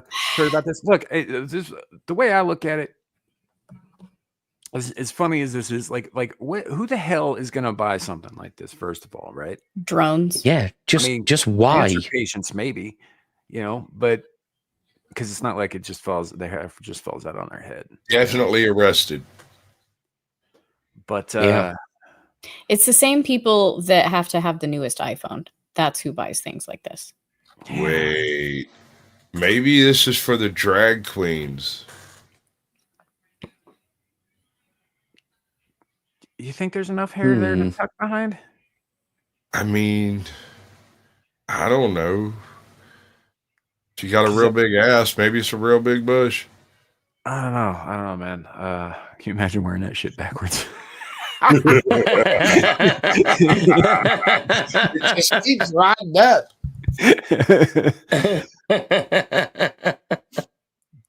But yeah, it's just I don't get who, like, look, if you want pubes, ladies, just fucking grow them. It's like it ain't gonna hurt nobody. It's just hair, right? But unless you're on a movie set trying not to show off your actual genitalia or whatever, like that's the only purpose for something like this that I can see. And they have merkins for that. They've had merkins for that for like fucking 60 years. Yeah. So. Yeah, I just don't get it. Right. I didn't. And of course, it's a Kardashian doing this. Like, look, bitch, I know for a fact you don't shave. I got it. Just saying. I got it. Hold on. Aaron just inspired me. It's a feminist superhero wearing these over their tights named Man. Yeah. Oh man. Yeah, and that's I misspoke earlier. What I meant to say was I know for a fact that she does shave. So the whole world knows. Now, so much for that, Ray J. Here I am. Face masks for Antifa. That's a fucking great one. Yeah. I know. That's good. Yeah. You shit on my god. Ray J filmed it, showed everybody. Yep. I want to be in the timeline when he didn't do that. And then maybe we'd never know them at all. I mean, I suspect the world might be a better place for that. Yeah. Maybe. I mean, we would kind of tangentially know them a little bit because Bruce Jenner was at one point an Olympian hero before he was a woman. Yes. However, the Kardashian name would not have been as popular. No, I see what you're saying. Like, I have no idea what Lance Armstrong's wife's name is, for example. Mm-hmm. Assuming he has one. I know he doesn't have any nuts anymore. So it's How do you possible know? he was married. He very famously had cancer. Yes. But that doesn't mean that he removed both. Anyway, point being, also a very famous athlete. I have no idea what his wife's name is. So you have a point about that. It's like if it had just been Bruce Jenner, we probably would have been like, oh yeah, dude on the Wheaties box. That turned into a woman. He may not have if the others hadn't been famous. No, he probably still would have because he did it so he, could get off scot-free for hit and running someone. Yeah. Fair enough. I get that. Yeah. Lest we forget. I don't remember. Did that guy die? I think he did. I believe so, yeah. Yeah. Yeah, I believe he did. Which is why you would invent something like this to kind of cover up your shame in your pants, I guess. Which is hilarious because he was driving while being a woman, supposedly. God damn, women drivers. I get the joke, and I respect the commitment to the bit.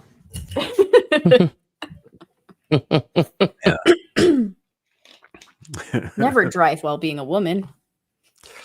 I mean, Bruce won Woman of the Year, 1938. Hitler won Man of the Year. I don't put a whole lot of stock in Time magazine and their opinions of people. So. In all fairness, in 1938, he was the shit, man. 1939, not so much. 1939, things went hard in the other direction. Yeah. Not the other direction. I mean, it's pretty much the same direction. It just, that hill got real steep real fast. Yeah. He went from based to meth-laced. And then syphilaced. Yeah. Did I ever tell you my theory on that? Native Americans defeated Hitler? Yeah. Yeah. It's a good one. I don't know. Maybe it bears repeating. Maybe. Fun fact, y'all, in the chat. Smallpox may have been brought over to the Native Americans by Europeans. That is possibly true. I mean, smallpox's origins are from, I think, Central and Eastern Europe anyway, right? So, yeah, sure. So we gave them smallpox, but it's not like they never gave us anything in return, right? Prior to European investment in the New World, syphilis did not exist in the Old World. Nope. It comes from the Americas. So the Europeans go over, they trade smallpox for syphilis, they bring that back, right? Hundreds of years go by. Hitler does his thing. It's a bit of a strange trade, but yeah. Eventually, he goes crazy due to his untreated syphilis and decides to open up a second front against Russia in the East while he's still engaged in the West in the fight of his life, right? In the fight of all of his people's lives, as a matter of fact, which I think was the key to defeating him. Had he stayed focused, had he not turned on his Russian ally, I mean, eventually they would have turned on each other anyway, but had they not stayed focused on the goal, they very well might have won that war. And if they had done that, eventually the Soviets and the Nazis would have been at each other's throats in a power struggle. But it was his choice to turn on them first, right? But he did that, I think tactically, not thinking very clearly on account of all the syphilis eating his fucking brain. I think it was a paranoid decision, not a smart tactical one. And obviously it didn't work out for him in the same way that it didn't work out for Napoleon, who tried the same shit fucking a century earlier. You know?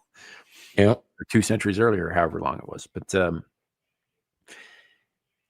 and it was due to the fact that the Native Americans gave European syphilis, which then found its way back to Europe and eventually found its way into his system and making him crazy, making him make one stupid, colossal error right at the brink of winning everything that cost him everything. And let's be honest, right then, right at that moment, had he simply consolidated his circumstances, just circled the wagons, and regripped on Fortress Europa. Yes, there might have been a Russian issue in the future, but there wasn't one yet. There might have been a British issue in the future, but there really wasn't one yet, right? Mm-hmm. Yeah. And I have no doubt that with Britain on the front door, Fortress Europa would definitely have fallen regardless. But without the Russians kicking in the back door, it would have been a slog. Yeah. Yeah. Oh man. Yeah, I think that was the case. I think that. And don't forget all the drugs, because the drugs were sure. Sure. You know, but it's a fun little theory, little thought experiment. It's weird to when you don't sleep like I don't sleep. Sometimes you lie awake at night, and your mind goes to weird places like this. Right? Well, you should imagine what my thoughts are like then, when you really don't sleep. You and I have talked about this. Like, well, I'm not like 100% insomniac all the time. It is intermittent, and there are times where I haven't slept in near a month. But anywho, that aside, this is one of the things that occurred to me one time real late at night, and I think I had been awake for a while. Along with the other theory that I have about Hitler not actually caring too much about the Jews. They were just an easy place to get everybody else on board with killing everyone who wasn't them. Yeah. Honestly, I don't think he actually gave two shits about the Jews. I think that they had a reputation everywhere. You know, deserved or undeserved, doesn't matter. But they did have a reputation everywhere, same as the gypsies. Right? That they were, you know, untrustworthy, or they were subversive, whatever it was, whether it was deserved or not, there was that reputation, and frankly, that was just an easy place to convince people to start in on it. I don't think he had any intention of stopping with them. That was just the beginning, because if you recall, his whole shtick was building a world around a specific phenotype, right? Which to the exclusion of all others. And he wasn't talking about conquering others. Yeah. Right. But he wasn't talking about conquering others. He was talking about removing them, making this world solely for this specific phenotype. Well, in order to do that, you have to get rid of everybody else. However, a lot of people, your average baker and whatnot, is probably going to balk at like murdering half the fucking world, right? They're probably going to have a problem with that. So what do? You do it incrementally. You start small. You start in a place everybody can agree that maybe this isn't so great. Maybe we lock these guys up. Maybe we kick these guys out. Maybe we eventually put them in camps. Maybe, you know, eventually we start taking them out a little bit, right? Once you get comfortable with that fucking idea, the next one is easier. And the next, and the next, and the next. They eventually mass-produced murder, right? And it very efficiently with German engineering and all that. And I think that it was really just the beginning. Had they won the Second World War, we'd see a very, very different world today. Right. I'm just now starting to wonder what percentage of SITV ends in us talking about Nazis and Jews. 87%. I did the math. 100% of the ones that have Shadoo on. Yep. Yeah. But like I said, I think that honestly, the Jews was a place for him to start, to get people acclimated to the idea of what he was eventually going to get into. So, Napoleon wasn't Austrian; he was Corsican. Hitler was Austrian. But yeah, no, Napoleon was from a little island called Corsica, and he died on a little island called Elba. But yeah, it is interesting that two of the powerhouse empires of British history, or of European history rather, neither of them were actually natives of the people that they ruled.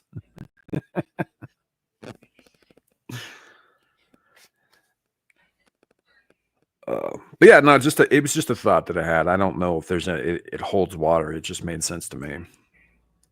You know, I don't think it's even actually confirmed whether Hitler had syphilis or not. well, it's not really confirmed one way or the other that he was a quarter Jewish either. No.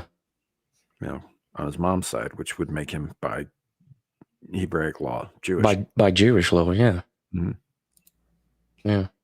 You know, so I mean, there's a bunch of shit about the guy that's not necessarily confirmed. And I think a lot of it has to do with the stigma attached to the dude, and nobody really wants to like look into these, you know, and there are certain groups who will shut down any discussion of the matter. This is true. The ADL, I'm looking at you, you fucking assholes. Mm-hmm. You know, but no, it's something that I was thinking about, and I was like, you know what, it would make sense to me if I were in his position, if I was going to conquer the world for a specific group of people. If I was going to exclude everybody else, right, I'd need a place to start. I'd have to get them on board with this, because at the end of the day, your average person is just a person, right? With the capacity for great good, the capacity for great evil, but probably isn't going to start murking his neighbors on command, right? You got to warm them up. And then once you get that, and you can warm them up to the next group of people that you're going to remove, right? And so on and so forth. And it's just, by the time you get to the end of it, they're all in. Mm-hmm. Yeah. Yeah, let's move on from Hitler. Tell the world that. I'd fucking love to, man. People go around saying like, oh, he's worse than Hitler. He's just like Hitler. He's just like, I was like, you do realize that there's like 18 other dudes from the 20th century alone you could compare somebody to who are also just as bad, if not fucking worse. Yeah, he's like barely top 10. Idi Amin. I mean, right? A little bit more recently, even. You know, Idi Amin is more recent than that. Pol Pot was more recent than that. Yeah, you know, Pol Pot's another good one. Like when you know. But real communism's never been tried. Right. And that's just real hard, bro. That's just the 20th century. I mean, if we really want to get down and dirty about it, I'm sure there are plenty of guys from way back in the day that you could compare a person to who were much worse. I mean, Genghis Khan raped half the planet with his dick personally. And he murdered the other half. Like Genghis Khan is responsible for so many bodies rotting on the ground in the sun at one time that it physically changed the composition of the atmosphere. I'm so glad that we've gotten to shinier, happier topics. I'm just saying, there are worse dudes. Later, we're going to move on to his favorite topic, because we're entering the end of the show here. Anybody guess what that's going to be? I don't want to hear horse face. Vlad the Impaler. Here we go. Oh shit! I almost just brought him up. Good neighbors make great fences. Let's do it. He's not wrong. Mm-hmm. He's not wrong. Good neighbors do make great fences. I propose the state of get off my lawn. Right? I propose we take a lesson from his book, and not only do we close the southern border with a wall, but we close the northern border with another wall, and along these walls, we staple living cartel members. I was going to say hire Mongolians to guard them. Right. And then we just fucking leave them there. Right. We just leave them there because, you know, some of them will die, but we'll be catching new guys here soon enough. And as a warning, we just staple the new guys on there. So there's a constant moaning and rotting and just disgusting. It's like, Jesus Christ, they do this to their enemies. I don't want any part of this country. Let's turn around and go back to Guatemala.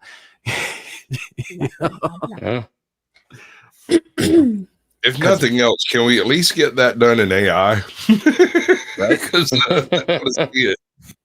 I mean, people would cite the 8th Amendment being like, no cruel and unusual punishment. But people are also saying that certain amendments don't apply to foreigners at all. So fuck that. We'll just toss that one.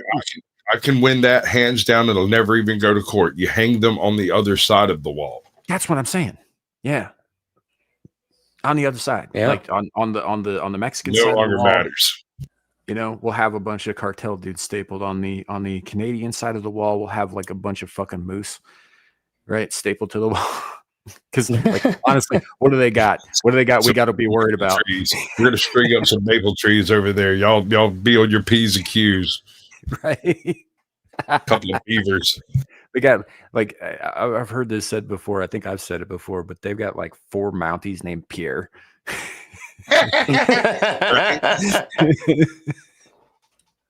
So I ain't worried about Canada military. I heard this thing the other day. Somebody goes in there like, "Oh, well, War of 1812, we burned down the White House." Yeah, you did back when we were technologically on the same level as you and not nearly as developed, right? Yes, you did once. We're not in the same position anymore, and we didn't stupidly line up all of our fucking population centers in a row along the border. Just saying. Yeah, 18 hours. I say 18 hours. I'd say less. We use nukes. Conquest. There's just saying, man. There's some really hot chicks in Canada. I actually ran this through AI. This mere idea of if it came to it, because I do firmly believe that Canada only continues to exist by our good graces. All right. Technically, they're under British Commonwealth. I counter that proposal that Canada only exists as its own independence by our good graces because we haven't made it a state yet. I don't want to make it a state because it'll be a state full of fucking Canadians. Frenchmen. French Canadians. Yeah. Quebec is like the one place where the French and the Brits got together, and it's an abomination. Oh, no, don't put that on us. Fuck right off. Quebec is still part of the fucking Commonwealth, dude. Yeah, we conquered the fuckers and said, right, don't leave here. The Creoles absolutely hate French Canadians. Like a real chip on their shoulder for some reason. Which is so weird because there's like a whole country between them. No, but no, I did. I ran this through AI. I went and talked to, kind of played out the numbers and all that stuff. And it wouldn't take very long if we didn't use nukes. Probably take, probably around the time you were talking, maybe 20 hours, maybe 18 hours to just kind of fucking lay waste. Now, keep in mind, I'm talking a no holds barred, absolute surrender, unconditional, a full on military build up and then march over.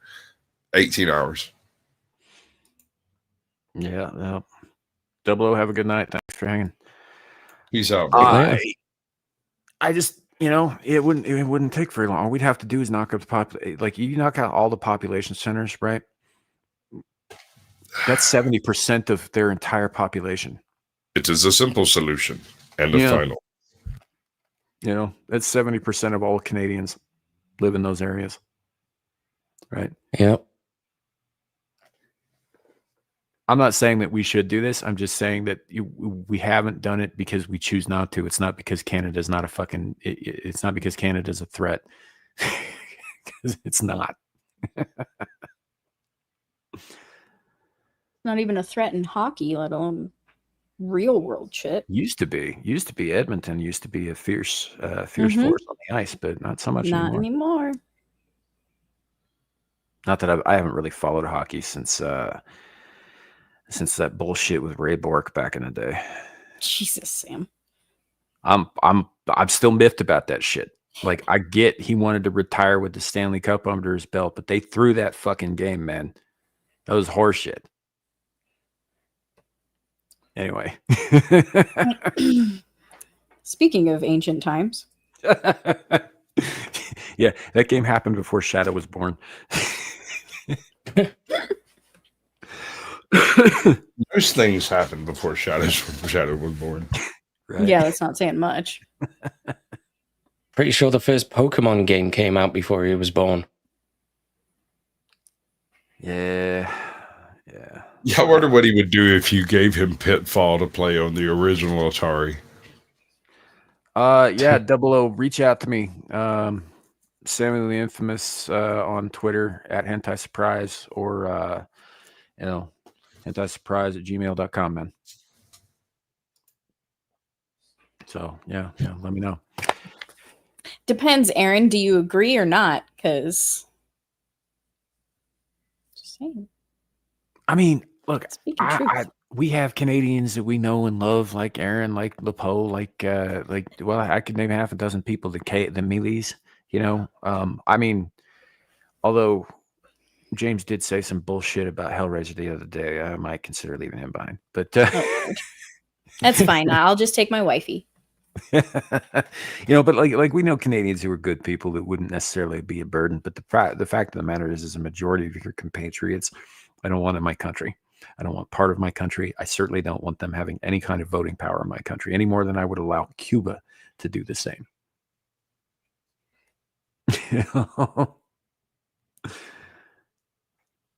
Because inevitably a bunch of them would be like, oh yeah, we got away from those commie fucks over there. Let's do this commie thing over here now because it'll be different this time. Yeah. Yeah. So yeah. But yeah. That's pretty much all I got today, folks. But we are kind of the Merkin of Canada, if you think about it. We cover up and keep them warm and stylish. I hate you. I was trying real hard to make that fucking work, and it didn't really work, but I'm glad you went with it. That's what she said.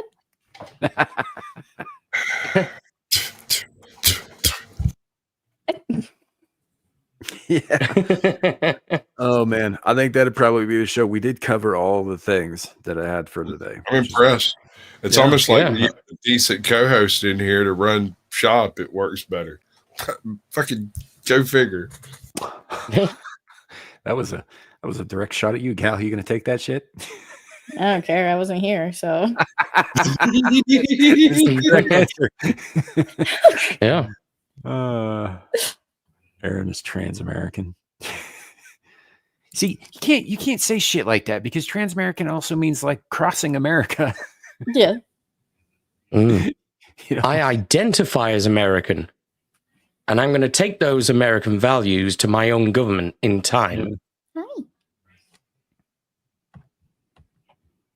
I mean, more power to you, brother. Yeah. Yeah. Fuck Keir Starmer. No, that's legit. Fuck Keir Starmer. Keir Starmer is Davos's little bitch. Yep. You guys keep getting these fucking WF shills in there somehow. Bro, we are constantly getting kicked in the dick now. Yeah, I know. Like it's not even remotely letting up. You know, the government has just changed its guidelines on who can be classed as a terrorist. Yeah, you mentioned that. Mm-hmm. Yeah. Anyone who criticizes the very concept of Western culture being displaced will now be classified as a terrorist. The UK isn't a real place anymore.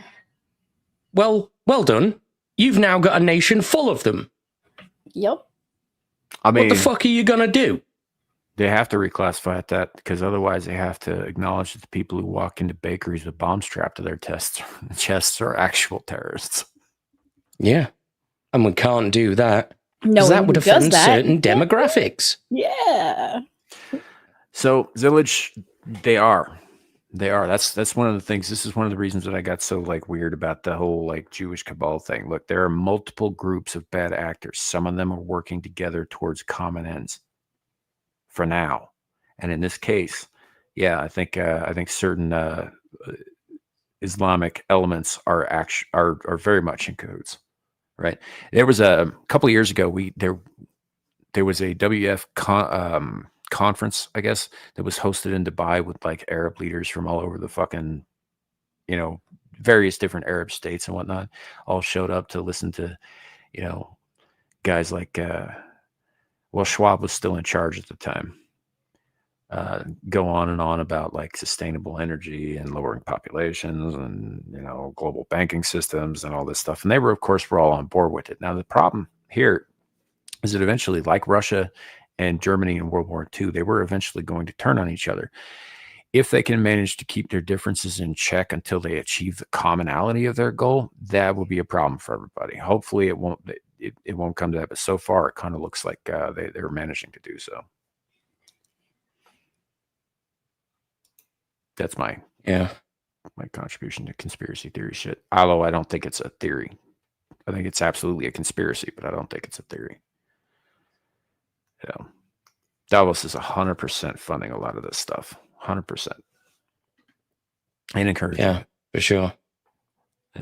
Because their goal is total domination, and they don't see any way to do that with Western society as it is. You got to break it down to its base components and build atop the ruins. But how? You say, how do we break it down? Well, everything you're seeing today, all of a sudden the Weimar Republic has gone international in conjunction with flooding Western countries with people to whom rape is a good thing. That's how you do it. And fucking their sisters and cousins. You change the demographics. You change the rules. Right? You make it so that people who are normal, people who are part of the old system, people who, just want to be left the fuck alone, all of a sudden, whether they were involved or not, are labeled the enemies of the state. That's how you do it. You tear it down from the inside out, and then you swoop in and pick up the ashes. Problem is that I don't think the Islamists are going to just step aside. Because I mean, people may be uncomfortable when they hear this, but demographics are destiny. It's a reality of history. Not just that, but also historically speaking, any time that they have claimed a place for their own, historically, they have always claimed that place as their own. That's the reason there's still a contests over who actually owns fucking Jerusalem, right? Who that actually belongs to. Does it belong to the Christians in the West? Does it belong to the Jews who live there? Does it belong to the Arabs who claimed it fucking 800 years ago? They still claim Spain, for fuck's sake. Yeah. And Portugal. Yeah. Parts of southern France. Right. And it's because as far as they're concerned, once it's Muslim territory, it's always Muslim territory. And it's gifted to them by God. And therefore they have a duty to remove those who would prevent them from having it, frankly. The infidels. Which is why I think that the WF may have made a mistake getting into bed with these guys in the fucking first place. Because when it comes down to it, when it comes down to time, should they have succeeded in destroying the civilization, the WEF is going to want to come in and they're going to want to build on top of the ruins that they created. They're going to want to create their ideal utopian, like everybody worships us society. The problem is they have already filled it with a bunch of radicals who want the same thing themselves. Yeah. Right. And who have shown willing for hundreds of years to spill their blood and everybody else's to get it. Yeah. So I you think can that was only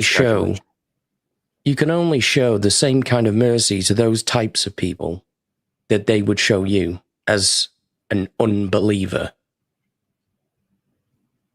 Yeah. So I think that that's going to bite the WEF in the ass down the road. Honestly, I don't know if maybe they'll win, maybe they won't. It doesn't really matter. We'll all be dead at that point if they succeed, which is why it's so important that we fight against this, right? People want to come into the country, they need to assimilate to that country. People want to, you don't tear down the foundations of the West. Like, look, I'm no fan of Jesus, right? I'm not a Christian by any stretch of the imagination. I am also not blind to the fact that it was largely Christian ideals that built the nation that I come from. Yeah. It's largely Christian ideals that allowed this nation to work as it has for as long as it has, to even become as successful as it did in such a short period of fucking time. Yeah. Right. I don't think we should be throwing all those ideals out. That doesn't mean I'm going to be getting on my knees and praising the God I don't worship.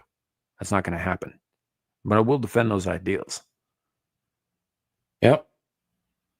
And I think the entire West needs to pick up that fucking cause. I think New Zealand's pretty fucked. Australia's on its way out. England, you guys are in trouble. Yep.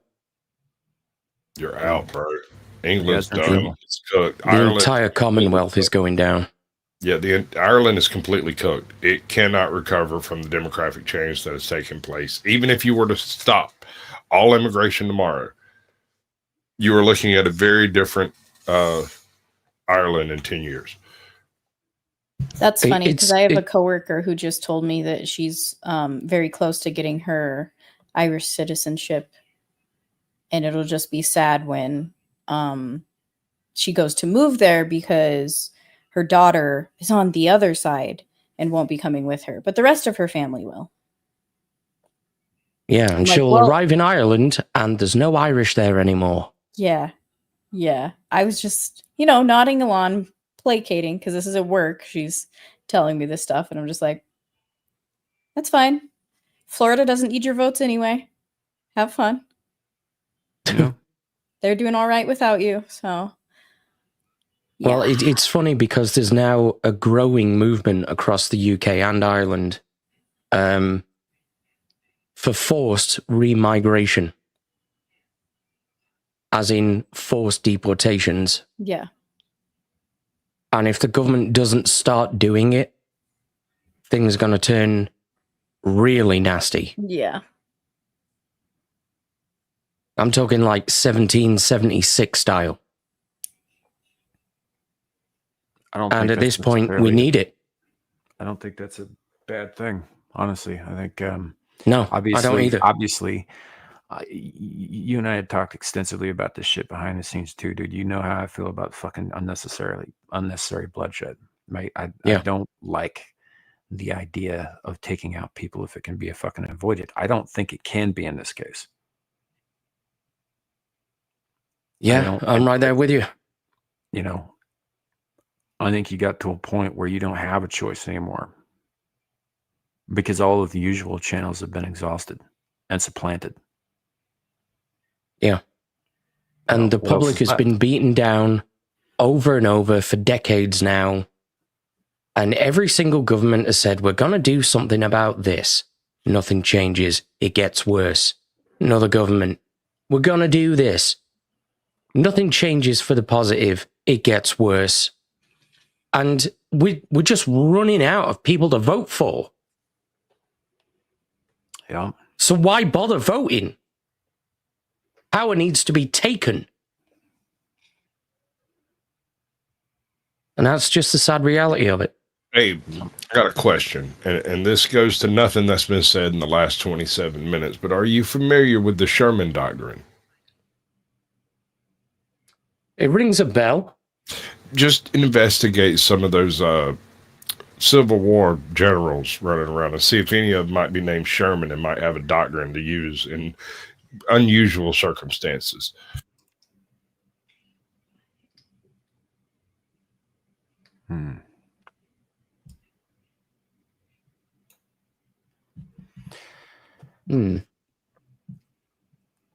Yeah. I mean, if the voting worked, if you were, it's not that the voting doesn't work. It's that all of your candidates are shit.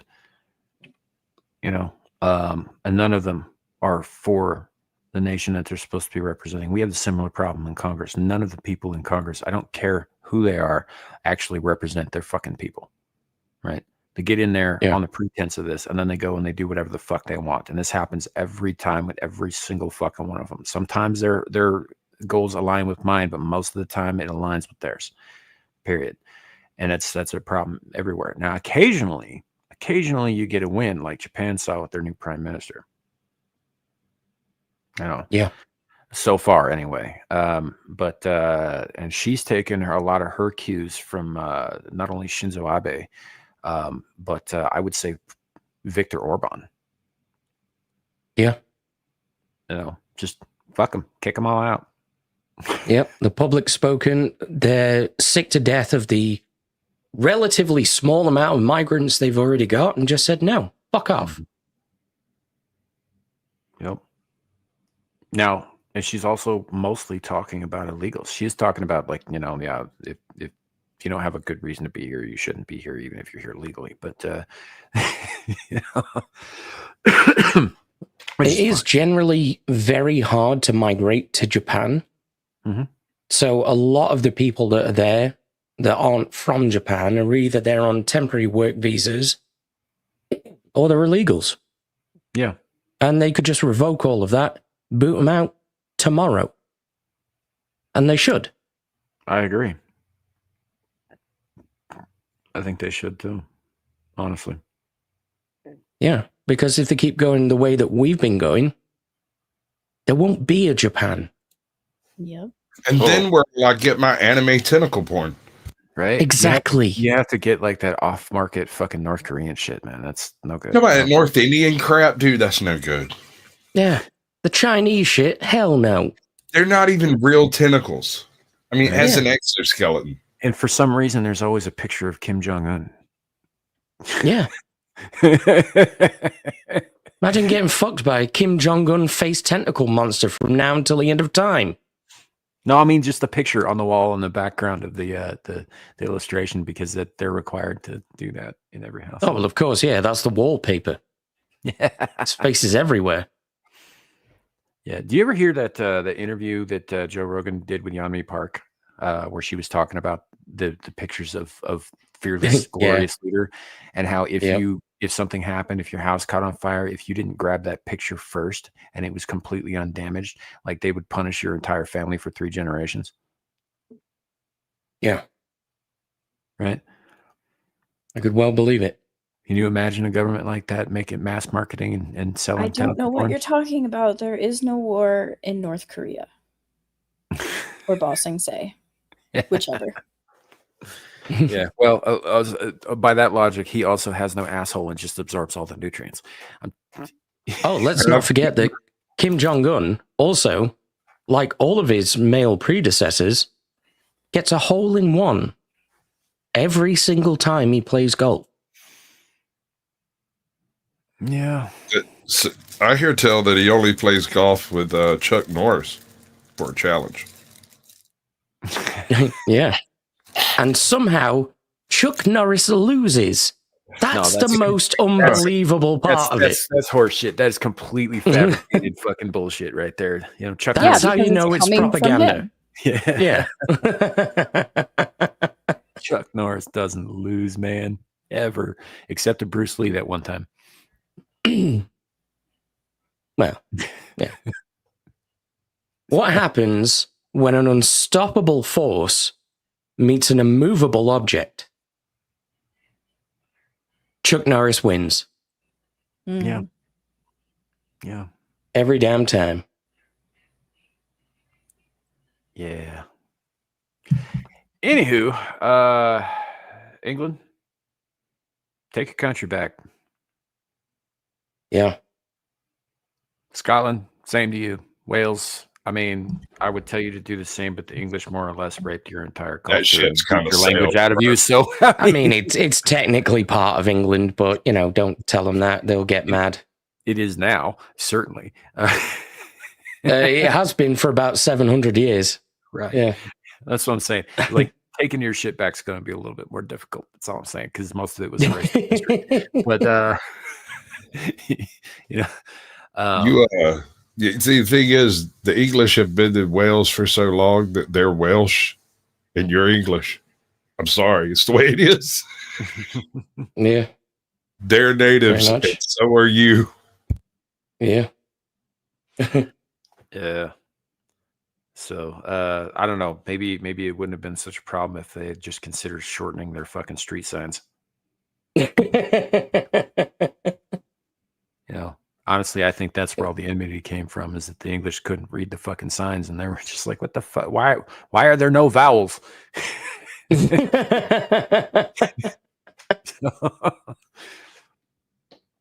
But yeah, very much. No, seriously though, Western countries. When you open the map and you have to keep opening the name. Safeguard your countries. Yeah.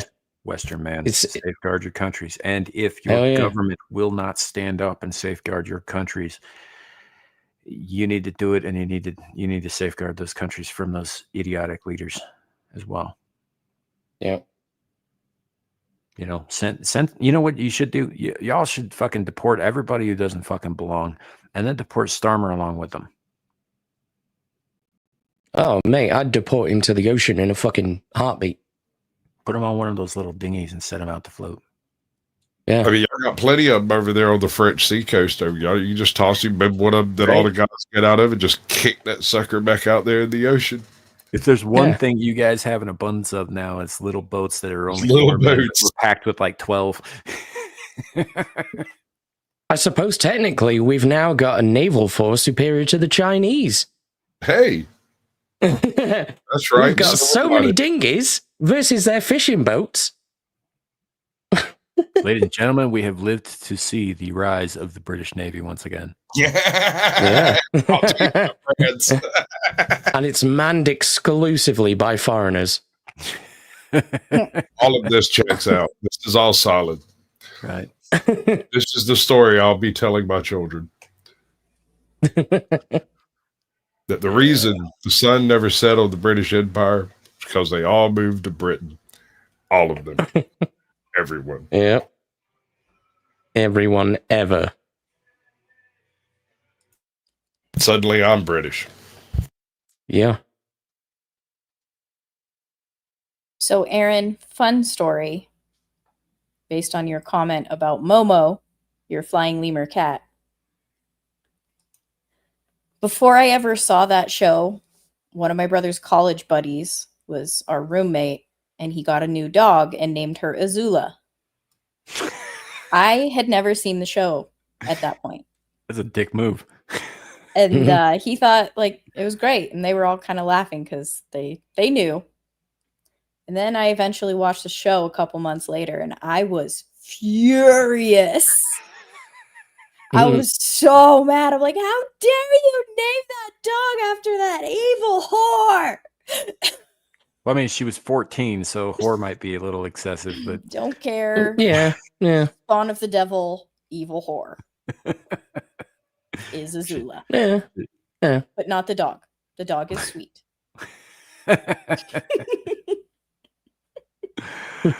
Oh man, that's wild. That's wild. All right. Well, I think we're probably gonna end it there with evil dogs spitting fucking lightning fire out there. Dog was not evil. Character evil. Dog adorable. Yeah. And sweet. I used to know this kid who used to threaten his dog with Hitler. Oh God.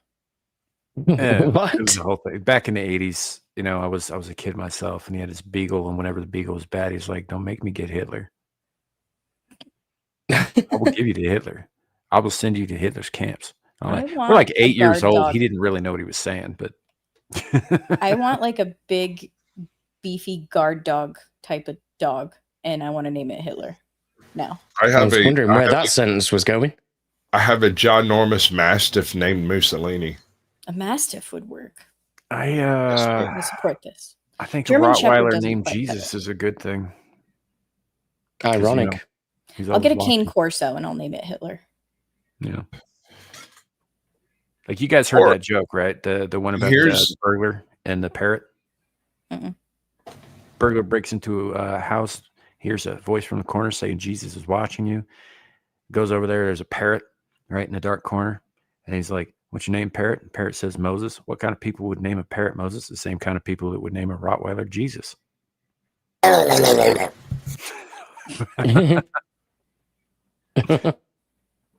foreshortened the delivery because we're going to get out of here. But yes. That's what he says. Old blindy. He has to tell us where he's going to be, and that's going to be like 45 minutes. Yeah, pretty much. I need to. Old blindy really there. need to type From the corner to the tree, Kaya will be free. I agree. Liberation for Hassan's dog. That fucking piece Oh of shit. man, so there it is. There it is from the corner of the tree. Kaya will be free. Yeah, look, man, I don't particularly care about an individual animal, but I don't think people should be torturing them at all, let alone on stream. Mm-hmm. Yeah, but you know, it's fine if it's Hassan. It's really not. Oh no, I was calling Hassan the animal, and he should be tortured in Minecraft. Oh, but okay. Yeah. Of course. Mm-hmm. I am so sick As of in, hearing if about that the asshole. animal. Yeah. It's like he might see some consequences over the dog thing, right?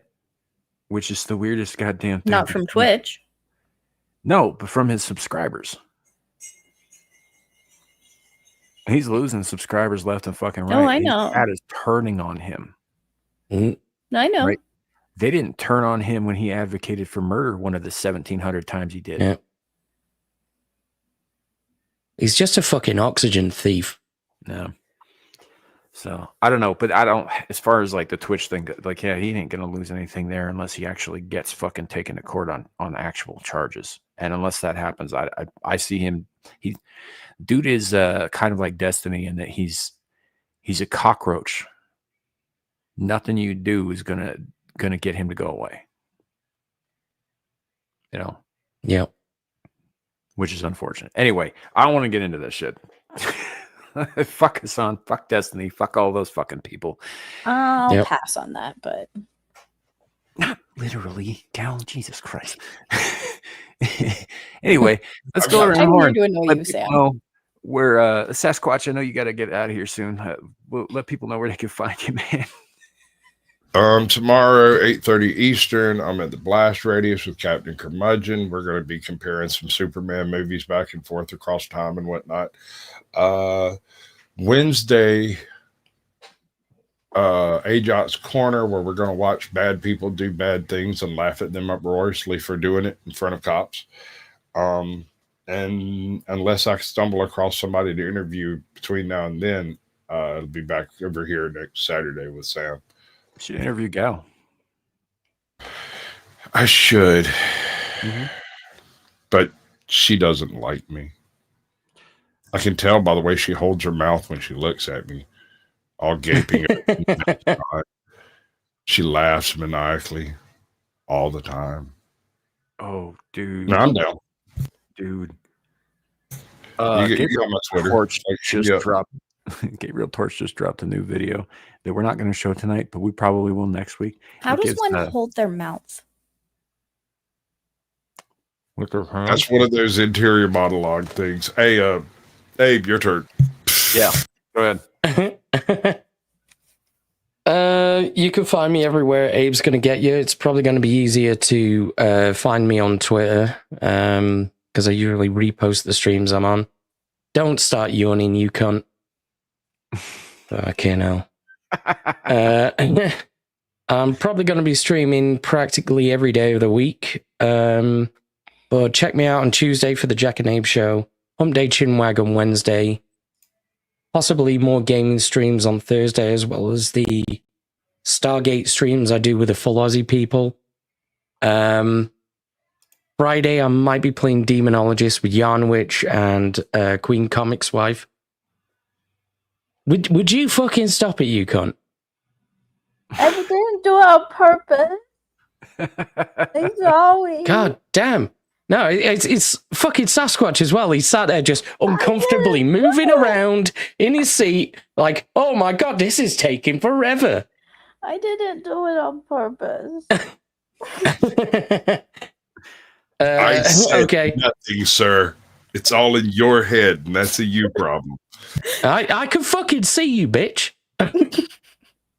Then from Friday to Saturday, I'll be on Rockefeller Plazas. Then I'll be on Abyssal Musings. Then I'll be on Beelzebub. Then I'll be on the Full Aussie podcast. Then I'll be on Anime After Dark. And then I'll be on Screaming Into the Void again. Sweet. And that's everything I've got planned. You may see me in other places anyway. Now can I move? Fucking gal. Fucking Sasquatch. These motherfuckers. I always yawn around this time of day. God damn it. No, Michael. Right. Gal, what do you got coming up? Yawning. Cooking the books on Wednesday. Pre-game on Thursday on Static 2020's channel. and maybe Ballbusters on Friday if I decide to come back. Otherwise, I'm here every Saturday with y'all when I'm not on vacation. I was going to say, cool. That hasn't been true lately, but she goes on vacation for a fucking couple of weeks, and she's gone for a couple of weeks. She comes back for one fucking episode, then she goes on vacation again. I'm pretty sure it was 2. And then on your week back, right? You're just like, oh yeah, I'm going to be like an hour late.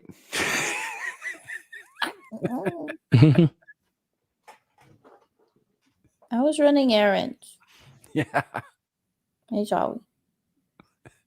What did Aaron do to you? Damn. You running him all over for an hour? Wow. Anywho, next. Welcome back.